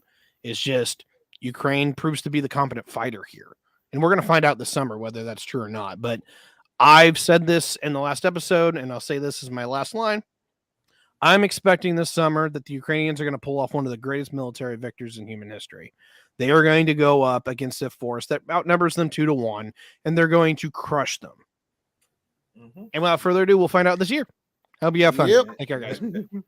By the end of June, we'll know if that's a proper prediction. But Tiberius, thank you for coming by. And where can they find you? You guys can find me at Twitch and YouTube at Tiberius D. I'm pretty easy to find. Talk a lot about this. Most of the time I'm doing stuff, usually on Saturday nights or with your good friend Phil KOE. So just pay attention to both those and you'll probably find me. Take care, everyone. Peace. What a concept. Also, I mean, you can find us all at Truth and Fiction Pod on YouTube, and we're all great podcast material can be found. So that one reinforced what he was saying. First of all, I'm going to smack you back a little bit. We'll know by December, not June. I'm sorry. June, you're still going to be in the thick of fighting. You're talking about the height of summer. They're not even into autumn yet. That's not when the fighting lines are going to be drawn. It's like rounds 6 through 9 in a boxing match. That's the ones that really decide a 12-round match. The first 6 rounds are kind of like feeling each other out, tapping each other a little bit. Then rounds 6 through 9, they both turn it on. And by the end of round 9 and 10, you know what the winner's already going to be. And then the last 2 is just they're trying to hold out. And I think this battle is going to be it's going to be much like that. By June, we're going to know. No, and this is the next thing. No, I still disagree. It's going to be probably September, maybe October. And the reason for this is all of the analysts that are actually looking at amalgamated data. Amalgamated data. They're actually predicting another warm winter, which means the fighting is going to persist longer than what would be the average summer in Ukraine. So if you're just looking up quote unquote average summer in Ukraine, that number isn't going to be applicable because they're expecting another hot winter. And the reason they're expecting this is because of something that's happening in the jet stream that my even very smart brain doesn't understand because I'm not a meteorologist. Like Interesting. they explained it in lots of words that even I had to go look up, and it still didn't make sense. I get what you're saying there, but like I just from everything I'm saying, and I'm just I don't know if we want to make a friendly wager on it, sir, but like now, like to me, by the end of the year, the lines that we're looking at come December are going to be looking an awful lot like the lines we were looking at in June. And you may be right. I just disagree. And to answer, grow the farm up, you would have been right, except for we've been sending them money this whole. We lost Tony. We've been sending them money this whole time, and the training that has been going on for the Abrams, because we are sending them a different class of Abrams than our current modern Abrams. They have actually been being trained on them for 3 months, which is enough time to field the ones without all the extra fucking electronics. Will they be quote unquote effective? There's the real question. But they'll know how to drive it. They may have to use a building as brakes, but they'll know how to drive it. Oh. Yeah. So what you're saying is they might need a little more steering wheel time on that. Yeah, like nobody ever talks about men and their brave, proud simulators. But they're actually being trained from what I've been reading, and this is from OSINT. If you guys haven't been looking at the OSINT intelligence that's coming out, they've been actually taking tank commanders to Poland and then training them there and then sending them back to Ukraine. Now, guys, I'm sorry, I have to interrupt you, but we have a special guest that's arrived this evening. It's a regular here. It's not that big a deal. Don't worry about it. Everybody on this show is far more important, but we do have the current occupant of 1600 Pennsylvania Avenue, the steward of the Oval Office, the big guy himself, the one, the only, Joseph R. Biden.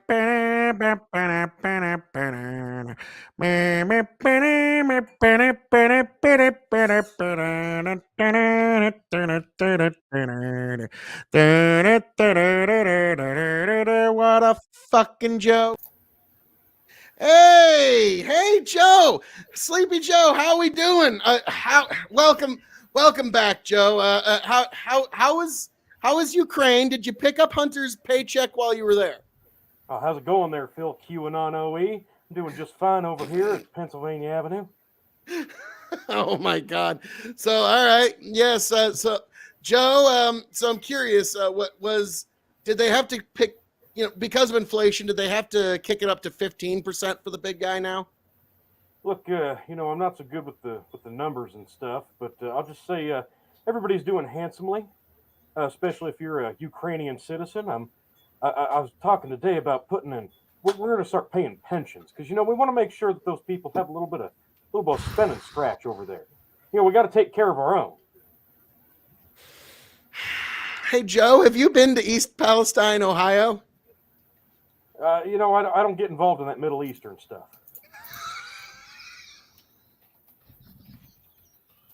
It's a tense thing. I like to take care of business here at home, Phil. Come on. Yes. Malarkey. Your domestic policy has just been a bang up job, Joe.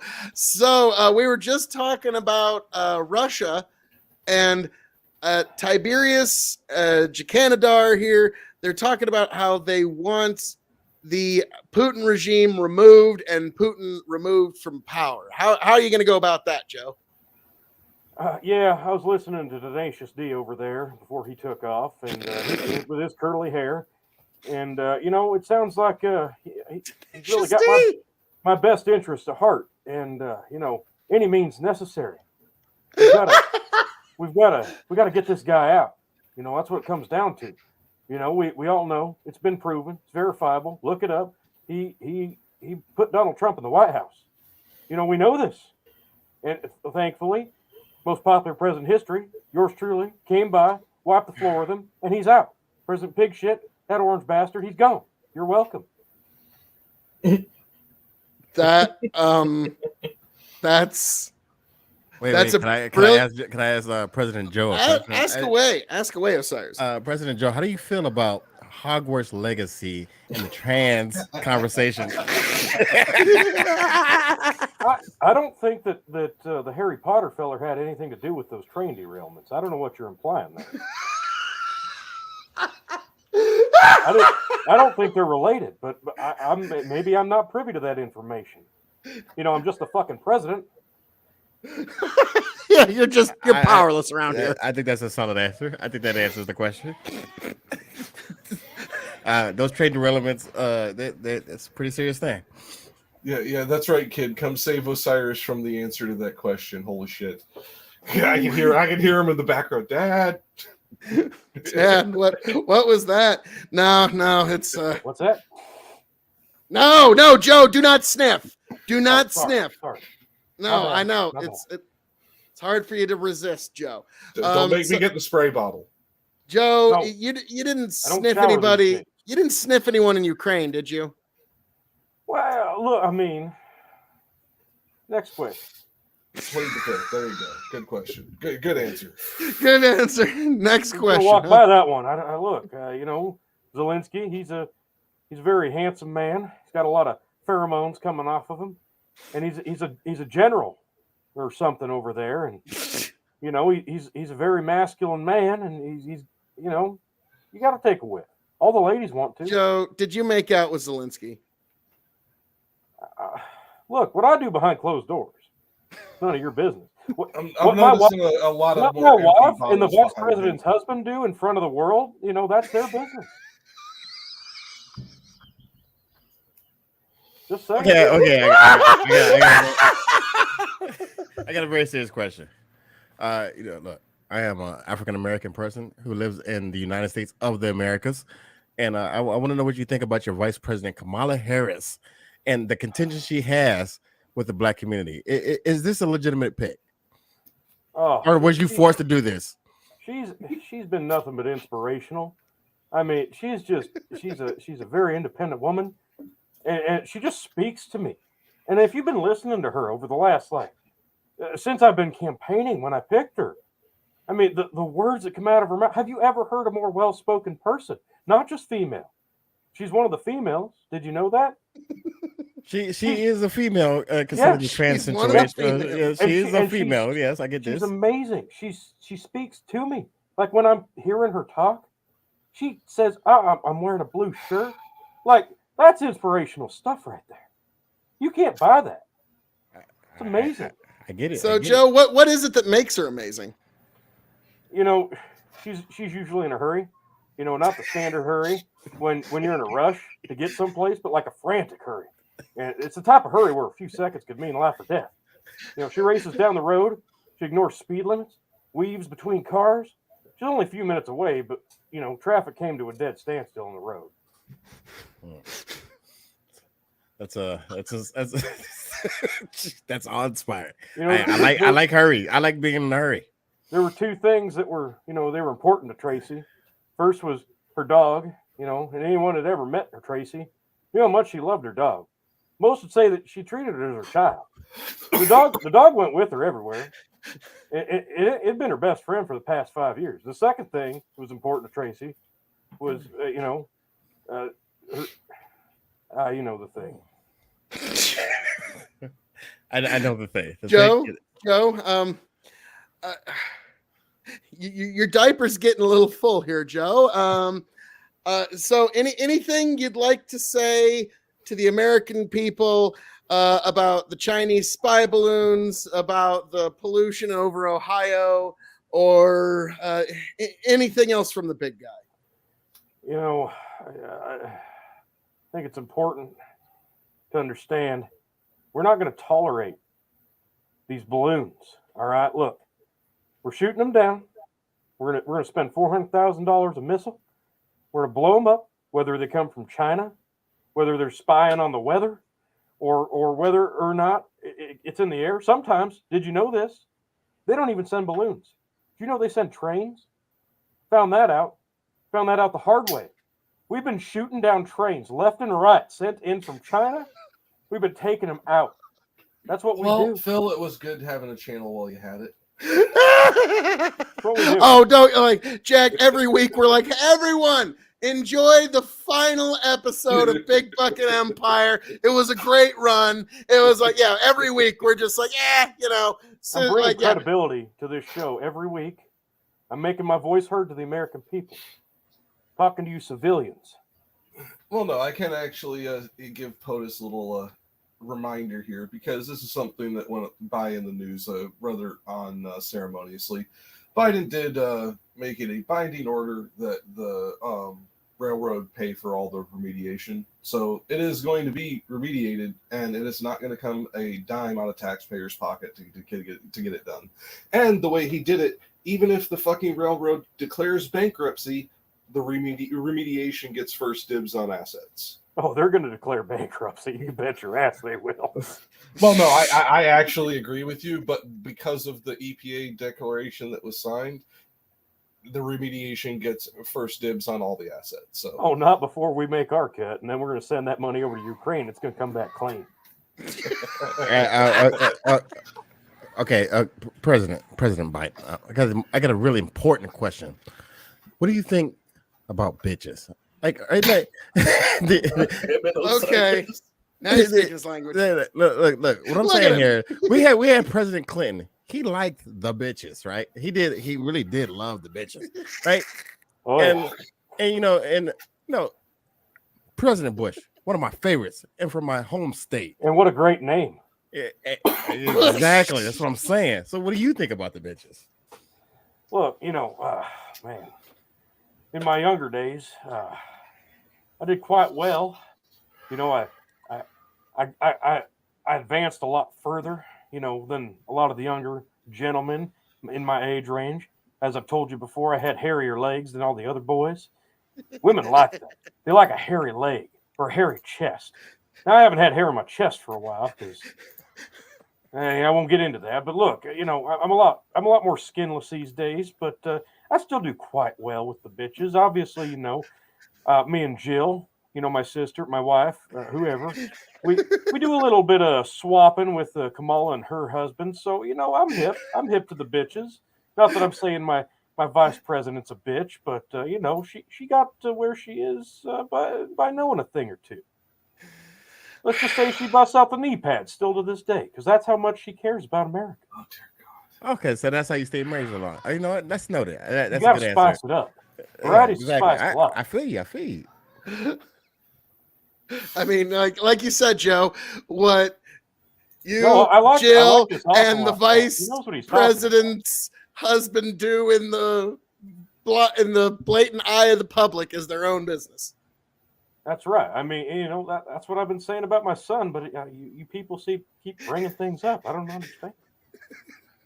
If he wants to sleep with a bunch of transvestite hookers, that's his business. All right. Look, what he does with the money that he earns, illegally or undeservingly, that's his business. Hey, that's just been all inclusive. I get it. I get it. So actually, no. So Joe, I mean, wouldn't that technically make Hunter a member of the LGBTQ community? Say what? Why have you not milked that for points yet, Joe?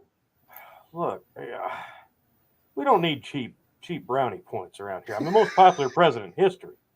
Did you not see? I just told you again. Not only did I win 800 billion votes to claim this seat, I also won my re-election in the midterms in a landslide. Ran unopposed. Nobody came anywhere near me. Nobody came a sniff to me.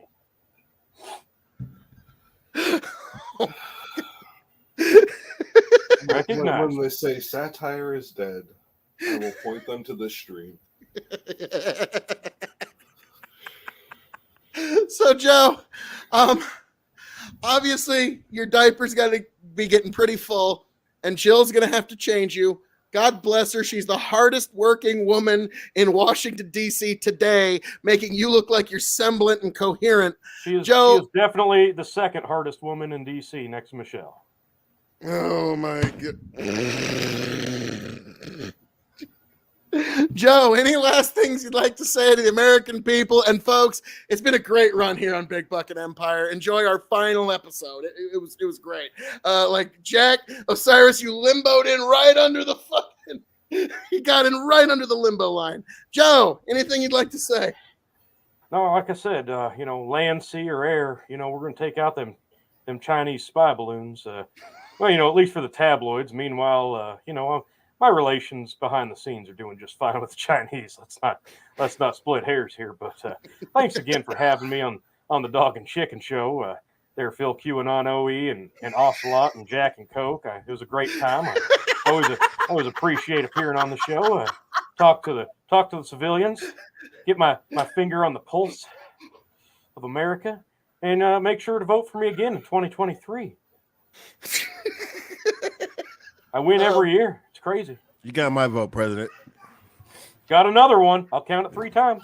I love your stance on bitches.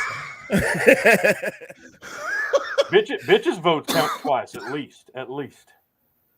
Oh God, 3 if it's in Pennsylvania, right, Joe? Oh God Almighty. 3.5. Folks, the current occupant of 1600 Pennsylvania Avenue, the steward of the Oval Office himself, the horrible hands that we all find ourselves in currently, Joseph R. Biden. No, Joe, over here, Joe, no. What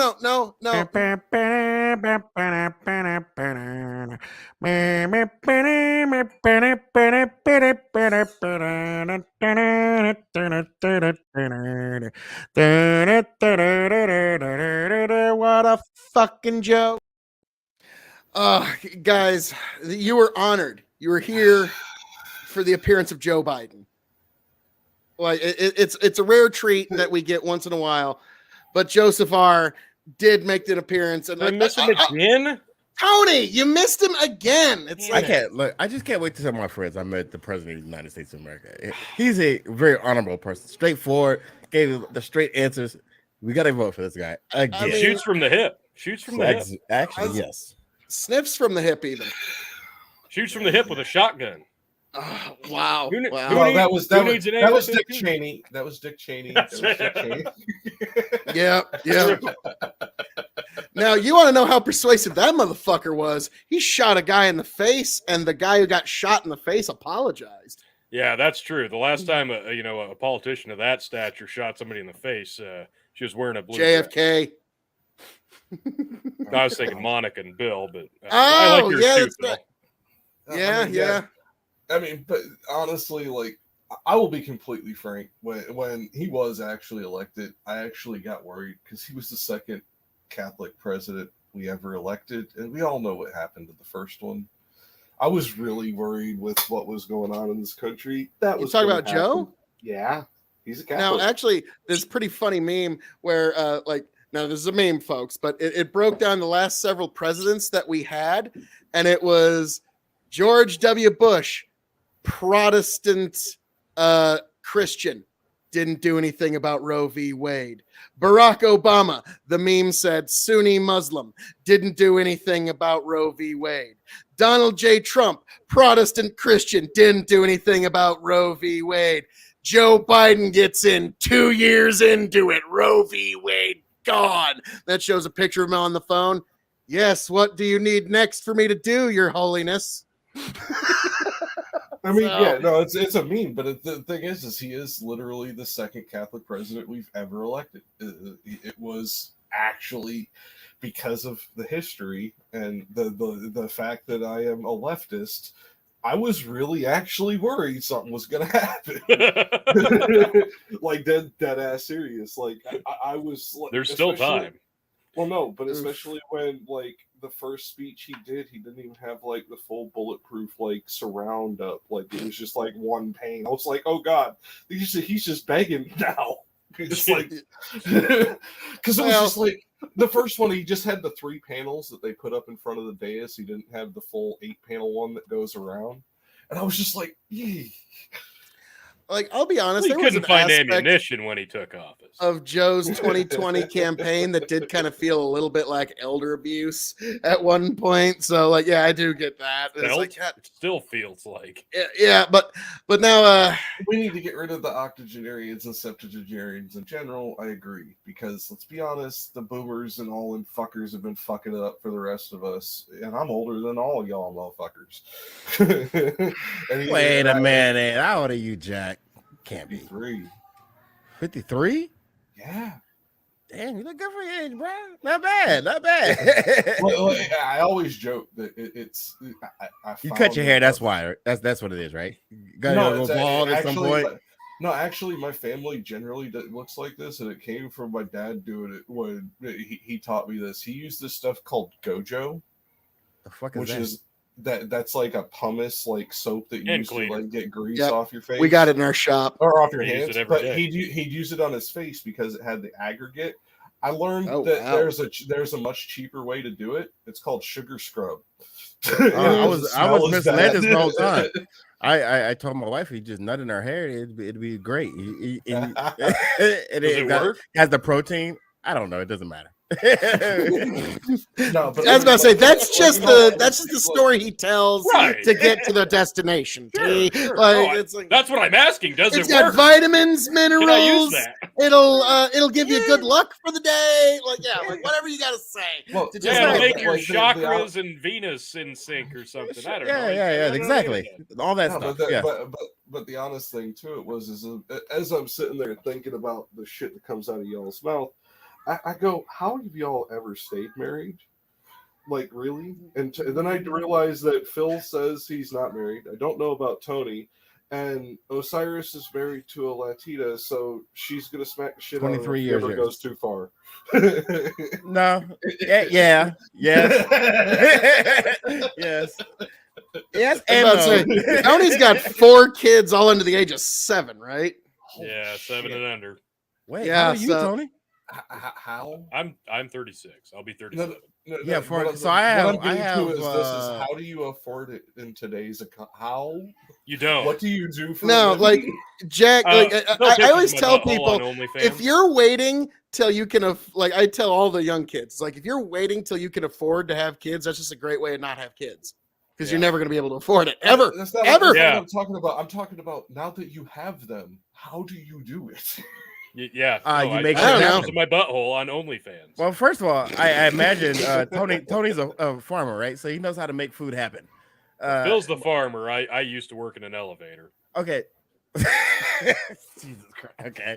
That's a thing. That's a grain elevator. He wasn't like Grain an elevator elevator. operator Okay, that like wears the I'm red not a farmer. coat I and don't the know what little the fuck fez that meant. and the Yeah, white like, gloves. Like you Tony, worked when in you an said you elevator. worked in an elevator, they were imagining you with Yeah. white gloves and a fez. Yeah, Okay. Actually, when he said that, I was imagining grain elevator, and then I was sitting there going, "I'm not gonna say shit," because if he was actually just like a general operator of an elevator in a fucking high rise, I'm gonna sound like an idiot. So I just shut up. I just Well, dude, Our- you our, keep uh, saying our you guys keep backstage saying producer- Nebraska. I don't think there's a lot of high rises in Nebraska. No, not many. Our backstage producer has 8 kids. Just saying. So he's got. I got 7. Wait, I got 7. So I'm not. Oh shit! You mean we got somebody that's got one more on? 7 kids, 23 years married too. Let's go. Damn! Well done. Whew. Well done. Yeah, it's just like- That's. Yeah, it's just Oh, but believe me, it was a struggle. Anybody think that's an accomplishment? It kind of is, but it's Oh, yeah. more of a, it's way more of a struggle than it well, was. that's the reason people like applaud you is because they know it's like, wow, you've just been through this war for 23 years. It's like holding in a shit on for trucking. 23 solid not- years. Well That's done. not even like a journey. That's like a trilogy. Yeah. That's like Lord of the Rings. You put level your hat trilogy. down. You know, you Extended strap on your edition boots. even. You pull your bootstraps up, and you drink a big glass of fucking beer, and you keep on That- moving. That helps. I mean, Grow the farm up. I don't have time to be a leftist. Beautiful. I mean, True. here's the thing: as a farmer, you are far more leftist than you would care to believe because you believe in communal living. The difference is your community is your fellow farmers. It's actually, you're just a different side of leftist than Marxist. That's why people fucking hate the overgeneralized terms, because then you get trucked in with a bunch of tanky morons who. The problem is read that a a lot of book once. farmers are likely to say this set of words. It isn't very Marxist at all. Get the fuck off my farm. That's not a very Marxist phrase. Most farmers are ready to stab each But other in the that's back but and take each I other's support that land. message. Yeah, Tony, you want to explain? Yeah, say that one that you can. Right? That's pretty funny. No, yeah, farmers are like, they'll be nice to you in the feed store, and then the second you turn your back, you might as well look for the knife because they want to take your land. Like that's well, not it's gotten that cutthroat because the farmers I knew in Michigan, it was more communal living than that. It's don't get me wrong, we do help each other out, but like, I'm not going to say names. Tony, you already know exactly who I'm thinking of, but I'm not going to name names. There's one farm family that when an old timer farmer dies, they will attend the funeral, try to hit up the people who are going to inherit the farm, like, hey, why don't you rent that farm to me? So literally, they'll go trolling at funerals to try and get farmland. That's how aggressive they are. So that's ridiculous. See, I just didn't. Even I don't go that fucking. Even I don't go that fucking far. Like Jesus, yeah, Bill doesn't go that far unless they have a single mom daughter in the family. So you single, darling? Wait, wait. If I want to look. If I want to move to Nebraska, let's say I'm single. I want to get up there. Can I marry into the farm life? Is that a thing I can do? Absolutely. Hell yeah. I mean, I was about to say, just know that you're picking up a pitchfork at the beginning. Like the first job on the farm is musting stalls, my man. Definitely not doing that. Definitely, you're gonna be pulling a calf out of a cow at one point. Oh, so just be ready for that. I seen a human. Can you run a tractor? Can you drive? No, wait, hold on. Hold on. I seen a baby human come out. I don't need to see the fucking cow come out. I don't need to see. Oh, it's even more beautiful. I promise. They have this contraption. They have this Beautiful. contraption Okay. that's actually a ratchet jack, so that if the baby cow is too big and is stuck, they can put some ropes in, and they hook this fucking jack up, and it goes on the ass of the cow, and they just start cranking away. Grow the farm up. No, they don't. They put on a pair of fucking really thick gloves and they pull it out by hand. That's how that works. I will show you video of this contraption. Oh, I'm sure it exists. I'm positive. Grow the farm up. You just made a humongous assumption. No, my fellow farmers are my competition. We live in a capitalist, capital-driven society. Wow, you're out there. I didn't know it was that bad in Nebraska, because like in Michigan, it's more communal. Like if you need. Well, no, what I'm saying Detroit. I'm gonna say in Texas that nobody's helping the next farmer.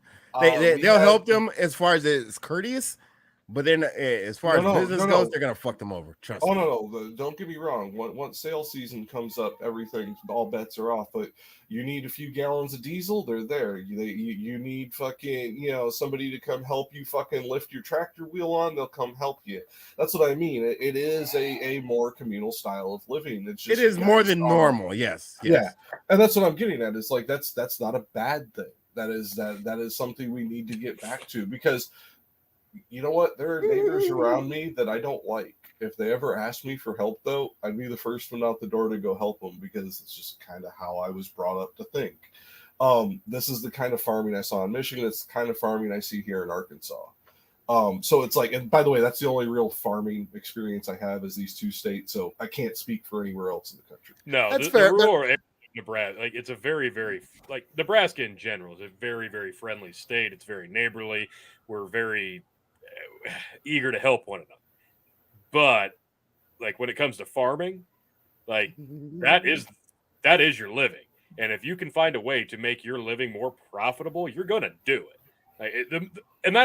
We're talking strictly about the successful farmers, the ones that are overly eager to help and don't really want to find a way to financially find more gains. They tend to not be farmers as long.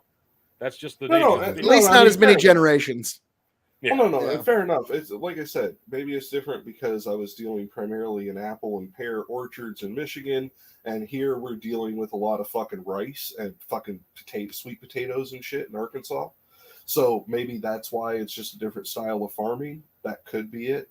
But it's like here, like I said, like those big tanks of diesel you guys have on for filling up your farm equipment.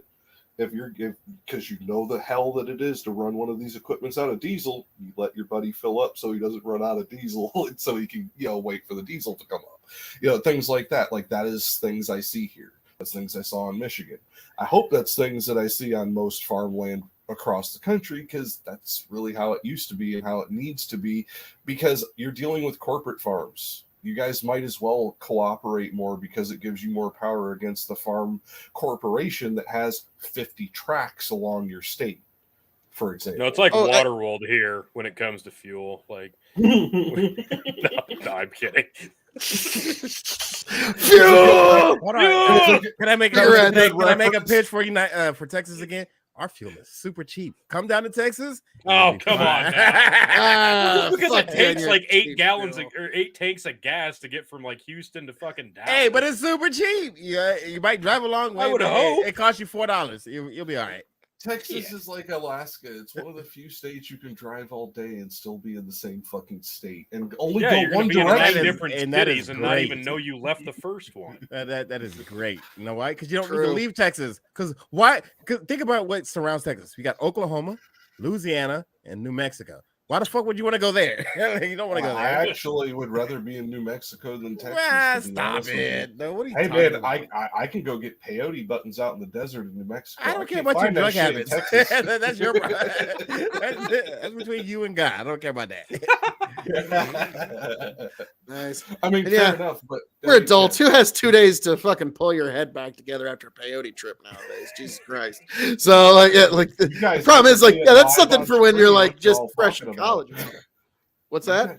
You guys get to see it live on stream. Might be participating in panels, and y'all think I've been looking at y'all like you're part of fucking like Mario Kart and shit. And wow, Chicanadar is getting really esoteric with his fucking ideas tonight. Guys. Jesus, like for some reason he keeps bringing it back to space. I don't know why. Phil, you're like the blue turtle shell in Mario Kart. And it's turtle all the way down. Turtle all the way down, man. But no, the thing is I'm a communist you can get along with, because I'm not one of these lunatics who wants revolution, which is basically me fighting you guys. I want to come up with a way where you guys see the benefits of my ideology, because I know true communism will never happen. What is likely to happen is a hybridization of the economic principles that we have of socialism, communism, and capitalism. We will find some hybridization of the three, and that's what will progress into the future. And then sometime down the future, some other thinker will come up with something else, and then we'll fight about that, because we're humans and that's what we fucking do. So it's like I want the benefits, and guess what? The smaller family farmers benefit a lot from the communal thought process, because again, your neighbor is no longer your competition. They're your cooperative partner against the corporation down the road. Because we are going to have a capitalist state, because money. I mean, unless you want a war, this is just the nature of it. Capitalism is going to progress into the future, minus some giant calamitous event that I don't want to see, because it's either me and my fellow people shooting other fellow people, or some big calamitous clusterfuck that kills a lot of us in a different way. And I don't want that. I just don't. I've seen death and destruction. It's not what anybody should want if they have a human fucking shred of decency. True. Now, I think we're actually eventually going to get to the point where we're going to have a true laboratory for this, because once we start colonizing the solar system, we can start building structures called O'Neill cylinders that can hold tens of thousands of people in orbit. And they basically kind of spin like a dryer, and it kind of makes its own fake gravity. Because, when you spin the dryer, it holds the clothes on the outside. And so literally, yes, Chicanadar, we'll be able to have 2 O'Neill cylinders on opposite sides of the same orbital body. And in one, you'll have pure anarcho-capitalism, and in the other one, gay space communism. No, and then we can finally figure it all out. Yeah, don't put that anarcho-communism shit on me. Anarcho-communism is a myth, just like anarcho-capitalism. How do you have capitalism without a government? And how do you have communism without a government? These things are fucking pipe dreams of the people who thought them up, and they need to fucking go back and either smoke better shit or stop smoking altogether. Well, that's the thing. In the O'Neill cylinders, we can see which one goes to shit faster, and then we figured it all out. And then we can place our bets. No, you folks like you and I. No, Jack, you don't get it. Like, this is for people like you and I to gamble on. Okay, it's like, all right, place your bets. Which one's gonna make it longer? Gay space communism or anarcho-capitalism? I don't want fucking Running Man in space either, fucking my friend. Wait, hold on. For the people who don't believe in capitalism, I am genuinely curious. What is wrong with it? Because we live in the safest time that we've ever lived in history, the most prosperous time that we've ever lived in history. And the best time, like even as a person of my color, if you spend enough time on Twitch, they'll say it's never been so bad. But what I'm saying is, like, hold on, real quick. Let me lay it out, and then you can respond. So, as a black person, somebody asked me, "What part of history do you want to go back into?" None of them. Fuck all of this shit. I don't give a fuck about none of that history. It's not as good as it is right now. It is fucking great. Louis C.K. said, time travel is an exclusively white privilege. So there's that. Like, how can you argue for any other thing than the thing that we have now, considering that the thing that we have now has been the best thing that we've had in human history? That's all that's my question. Okay, you're right. And that's the beauty of it. It's people not being able to see the forest through the trees. And it's hold on. Two things. One, we are going backwards. We are seeing wealth extraction at an exorbitant rate to the point where we are seeing home ownership dropping to fucking the lowest time in 4 generations. A mass amount of corporations buying up single family homes, turning them into rentals, modifying or monitoring their occupants pay income, and then charging 70% of their income so that they have no way to get out from underneath this rent debt.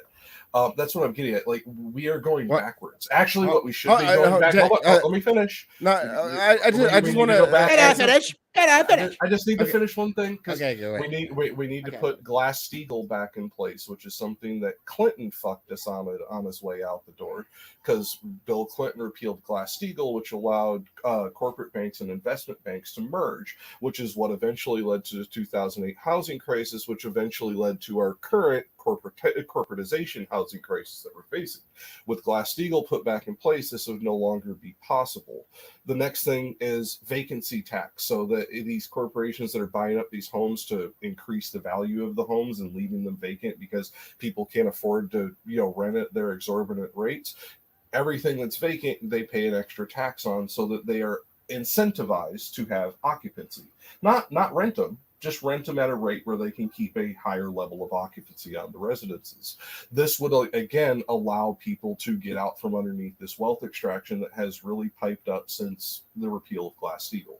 Before then, we actually were still seeing a expansion of the middle class that had started in the 1950s and continued into the 90s until that exact moment.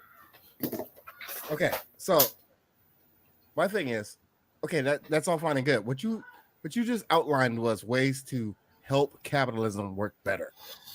But at no point has anybody ever told me that there is a thing that is better than capitalism.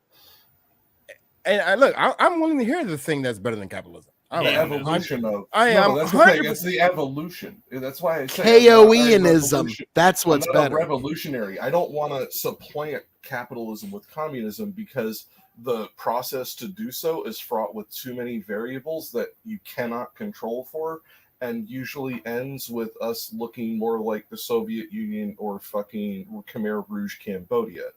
I don't want that. So you have to do it incrementally, which means a hybridization of the systems, more social programs for the fucking. So you're talking like Star Trek future?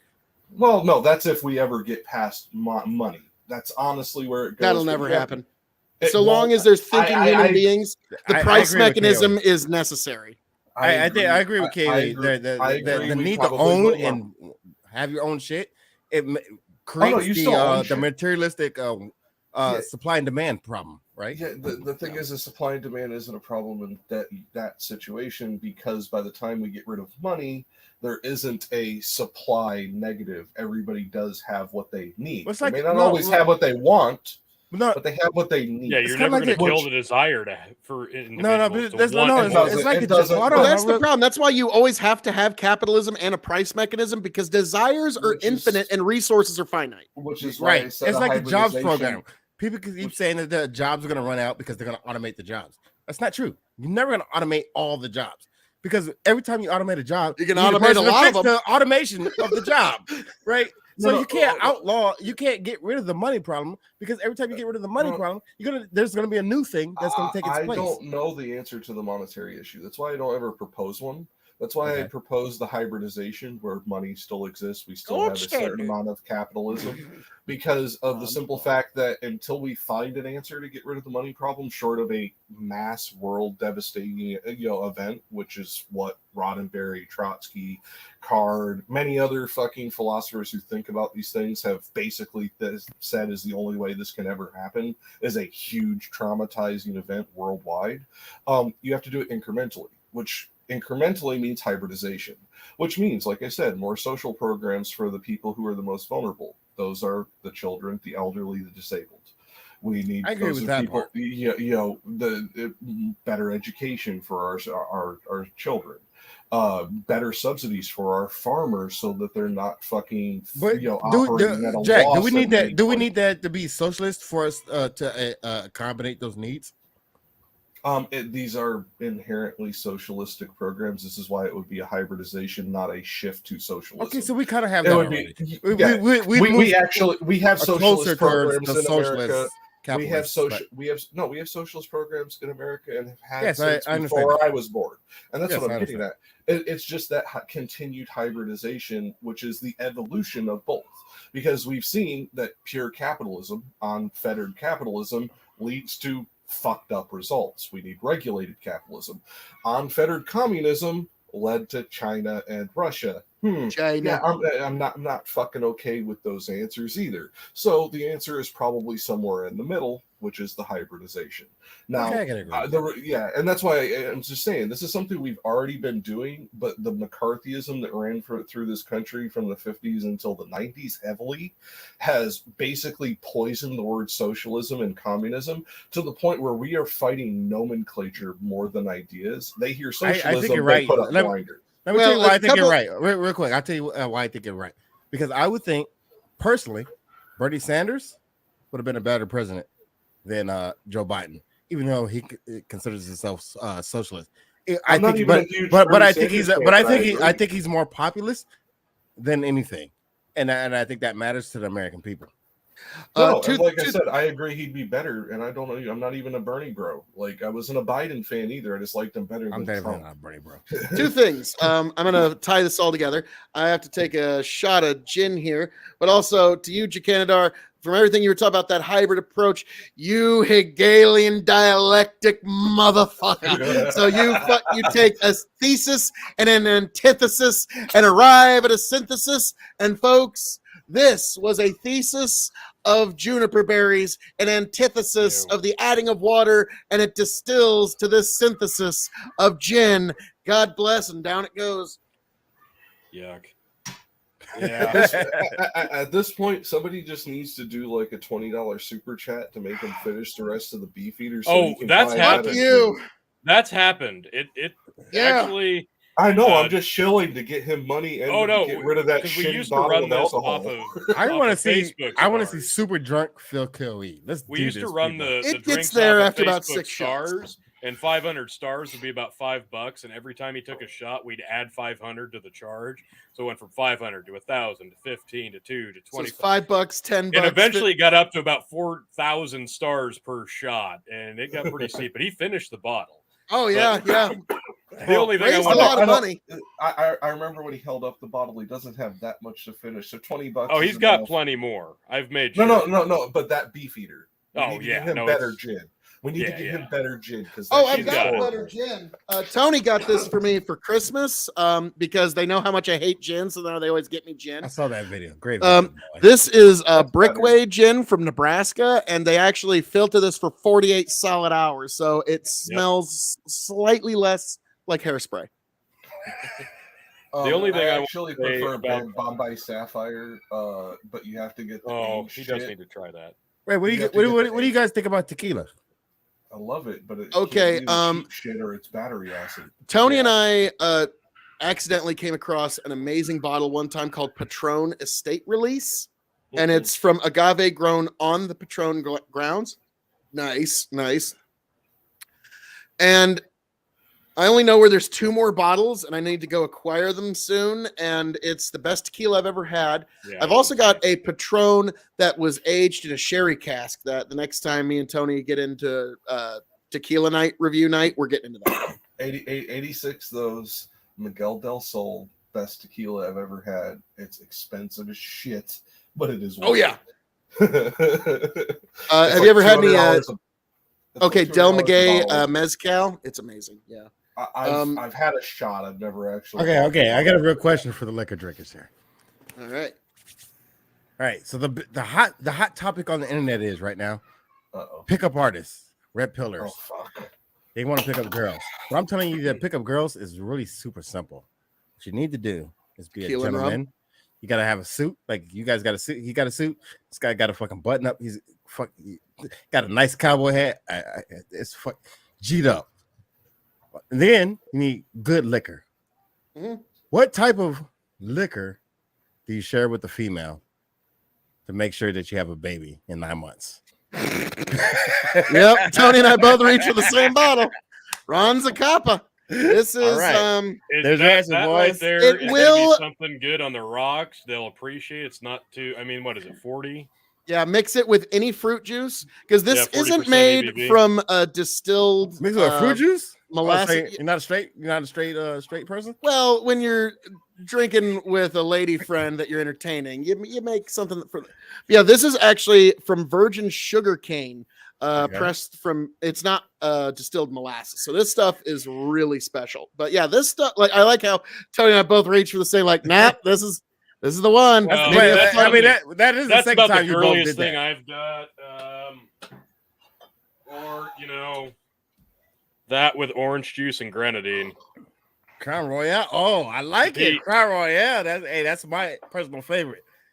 Dessert wines of any kind. Ice vines. Yeah, I love ice vine. Champagne. But we're also in Nebraska, so I know plenty of gals that like whiskey. This is one that they would like, the Jack Daniels. And this is always my advice. The best tequila advice I got was from a country song. Don't ask her on a straight tequila night. That's a good one. But yeah, like I've also found that Moscato is like catnip for pretty girls. Moscato. Yep. Oh. Moscato, white wine. It can be like. I have bought many a bottle of that for my daughter because she loves that shit. So yes, Moscato's delicious. Yep, it's catnip for pretty girls. Like it's just why you gotta be sexist, Phil? I'll drink some fucking Moscato right now. Hey, with the right girl, I'll drink some Moscato. I don't give a fuck. No, the thing is if you get the right Moscato, it's good for anybody. It's just a matter of you drink it correctly. You actually have to have it chilled to the correct temperature. You cannot pour a full glass, or you are going to hate your fucking life because it's like drinking syrup. It's so thick. However, that being said, makes a great screwdriver. Being a sommelier person that does wine is a pain in the ass. I've done it before. I don't like it. Pairing is fucking absolutely my least favorite thing to do as a chef. Like I'd rather pair whiskeys than fucking wines because you get some pretentious motherfuckers about wines. Oh yeah. I'm just talking about making babies because we have a baby making problem in the United States. I just want more people to make more babies. That's all. You want that fix the money problem because that's usually. It's not a money problem. Poor people make more babies. Truth. I was about to say that's the case. Just apparently Coors Light. I don't know. Coors Light. Like I said, Marlboro Reds, lottery scratch tickets. like I said, when I say fix the money problem, I'm not talking about going nuts and, like just dropping money into people's hands. I'm talking just get Glass-Steagall back in place, get the banks under regulation again, so that they're no longer sticking it to us with the sandpaper dildo. I can agree with that, but not for the same reason. The only thing I'll kick back on is the fact that, like, I understand the idea of the hybrid system, and that makes sense. Like, eventually things evolve and things change. Ideas from other systems are adapted into others. I get that. I can appreciate that. My only thing is isms will come and go and fall by the wayside tenfold before you'll ever kill the desire for certain sects of humanity wanting more and desiring more, striving for more, and doing anything that they can to acquire more. It's just something you cannot drive that out of people. I mean, we can't find a way to drive people hating other people based solely off of religious beliefs. You just cannot kill the idea that people want to take more, earn more, have more and more power. I'm not arguing. It's just ingrained. Well, in the add to that, Tony, it's not even about the taking part. It's about the preserving part, right? Like if I feel like that there's another person or another group of persons who are trying to take more from me, people get extremely defensive of that. And this is what you're seeing with the immigration problem, because they feel like the people are taking from them because they're not those are people. And this is happening in Europe, and this is happening in the United States. So it's happening in certain parts of Europe, but yes, I understand, and that's also a byproduct of McCarthyism, by the way, just so you know. That's something from my childhood. And no, you can argue this all you want. This is literally a direct quote from my father, who was a supporter of Joe Low Blow McCarthy. Joe did more for this fucking country than any other president has ever fucking done in his lifetime. Between him and Roy Cohn, despite the fact that Roy was a dirty bastard, they have actually fixed more issues to deal with social democracy than any other. This is somebody who supported the Republican Party his whole life. He gave this credit to Joe and his lawyer, not presidents, not fucking, any of the other fucking, chuckle fuck talking heads in Washington, to those two. Why? Because they kept fighting even after they were out of office, even after they had been fucking discredited, dishonored. They fought till the day they died for their principles. In doing so, they created housing issues. They created race issues. They created all kinds of shit, fighting ghosts that weren't there because they needed to fight one ghost that was. Well, here's the thing, though. Ultimately, in the end, like, this is not a popular thing to say, but the Soviet records after their collapse, and we were able to actually look through the old Soviet records, he was ultimately vindicated in that the State Department did have Soviet spies embedded deep within them. So in the end of the day, Joseph McCarthy was right.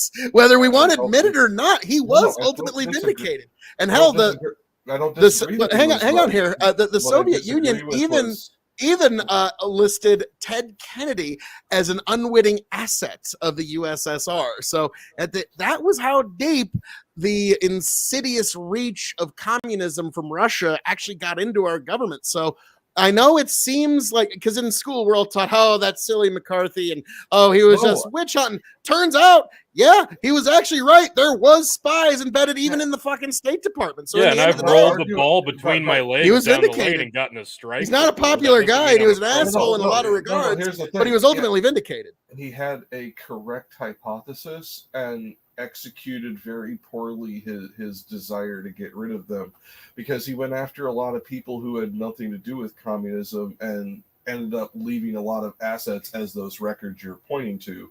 He never fucking discovered them.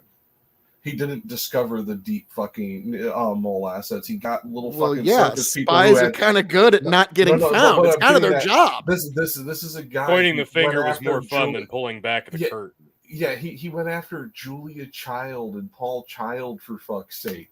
I mean, this guy was unhinged after a while. Yeah, they probably. Yeah. No, they really weren't. The reason that they were targeted, they worked for the U.S. State Department and were stationed in China, working for our government, is why they were targeted. We already had spies within the State Department, so yeah, probably worth looking into. All right. Here's a good question. Hold on. Here's a good question, because this leads me to something else. Because I talk to a lot of quote unquote normies who are not. Don't do that. I have to do this because they're not really into they don't read anything. They just Facebook or Twitter or whatever the fuck they do, right? So, and you guys are definitely a lot more in tune to what they are in tune to. So the question is how does the normal person decipher and intake what is good information?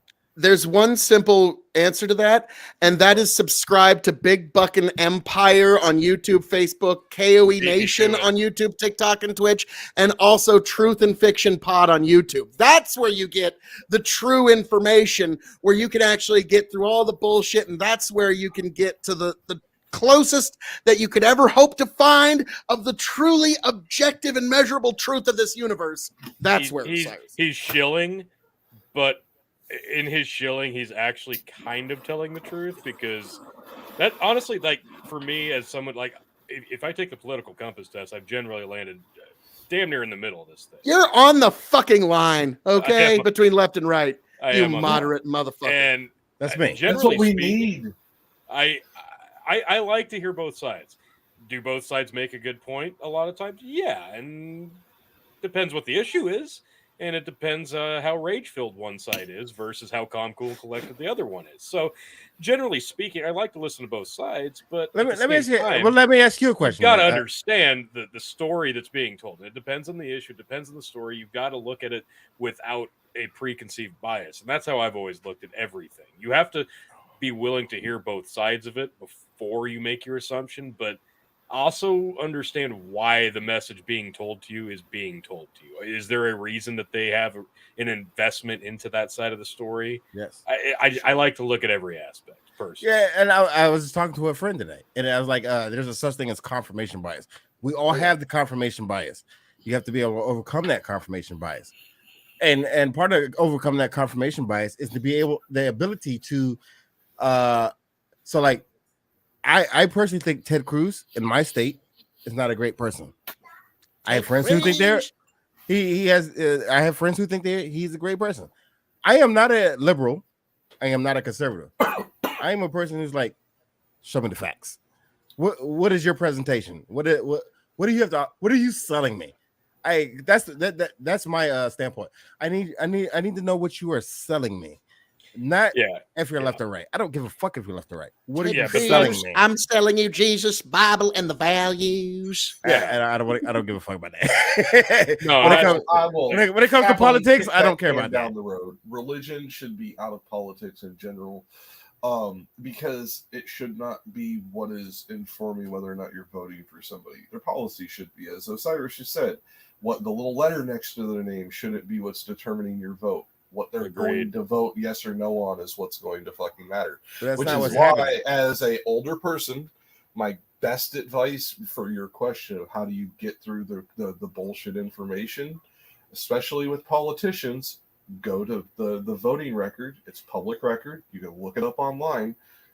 Ignore the words that come out of their mouth. Look at what they vote yes and no on, because that will tell you the real thing of their politics. You know, I was actually going to say in response, in kind of a weird, and it was going to be half memey, but it actually kind of agrees with what you're saying, but in a way you're not going to agree with.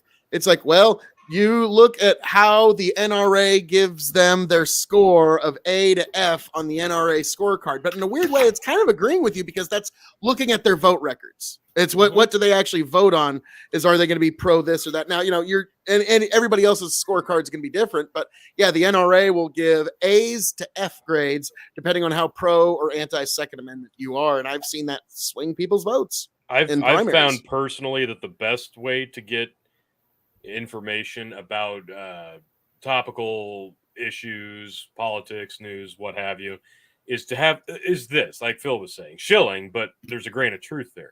Having these honest face-to-face conversations, doing these live streams, such like this, you actually get real discussion. You get to hear perspectives that aren't solely narrative driven, but you actually get to hear the inflection in people's voice and how passionate they are about it and how deeply they feel about it. And sometimes you actually do hear people change their minds on things, or it can at least understand the other perspective.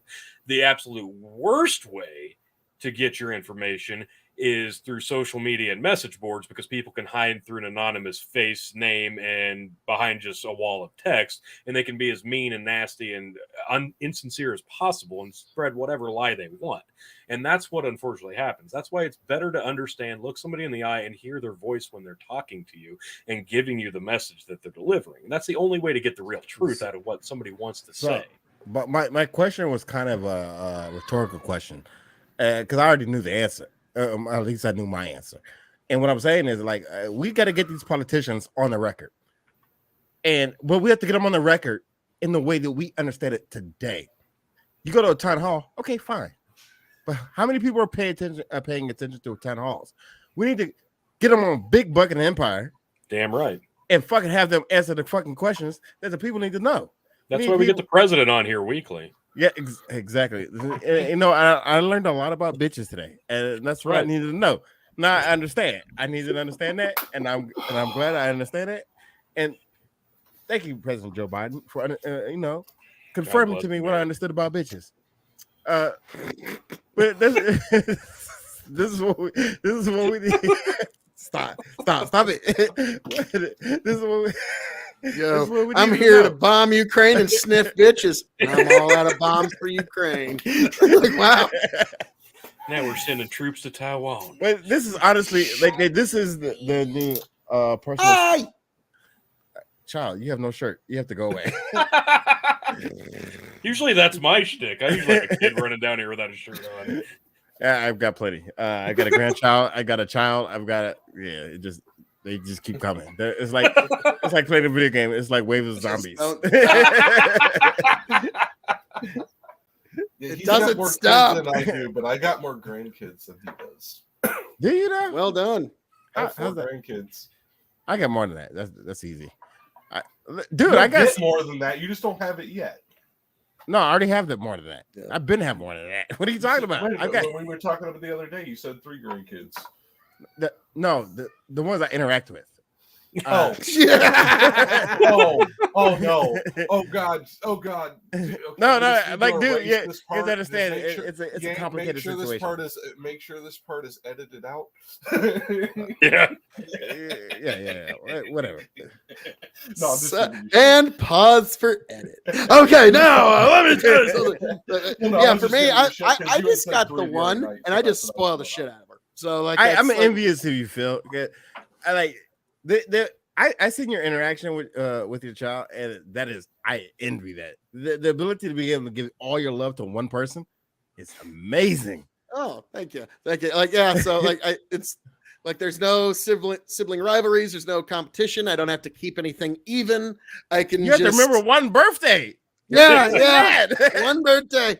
That's it. And so just gotta not fuck that up. And that's it. Comes to me, Dad, what's my birthday? Well, I know it's in the spring. I know it's nice outside usually. It's usually warm, so I remember when we started you. It was right around this time. So it was around this time. Oh shit! What day was it? Oopsie daisies. No, see, thankfully I don't have that issue. And I think that's Yank's way of telling us we need to go to the after. Yeah, well, let's round it out. We'll head to the post show. I'm going to drop the link here in the comments. All right.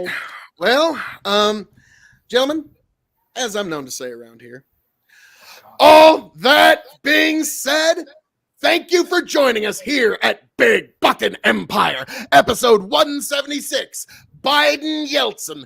Folks, I am your King of Extreme, Phil KOE, the man of the hour, the man with the power, the man that makes you the podcast cower, the prince and potentate of the political parlance, the lord of the Scottish Highlands, the conqueror of the ethereal, and one damn handsome man if I do say so myself. You can, of course, find me, Phil KOE, at KOE Nation on YouTube, TikTok, and Twitch. That's K as in King, O as in oh my God. You can find KOE Nation on YouTube, TikTok, and Twitch.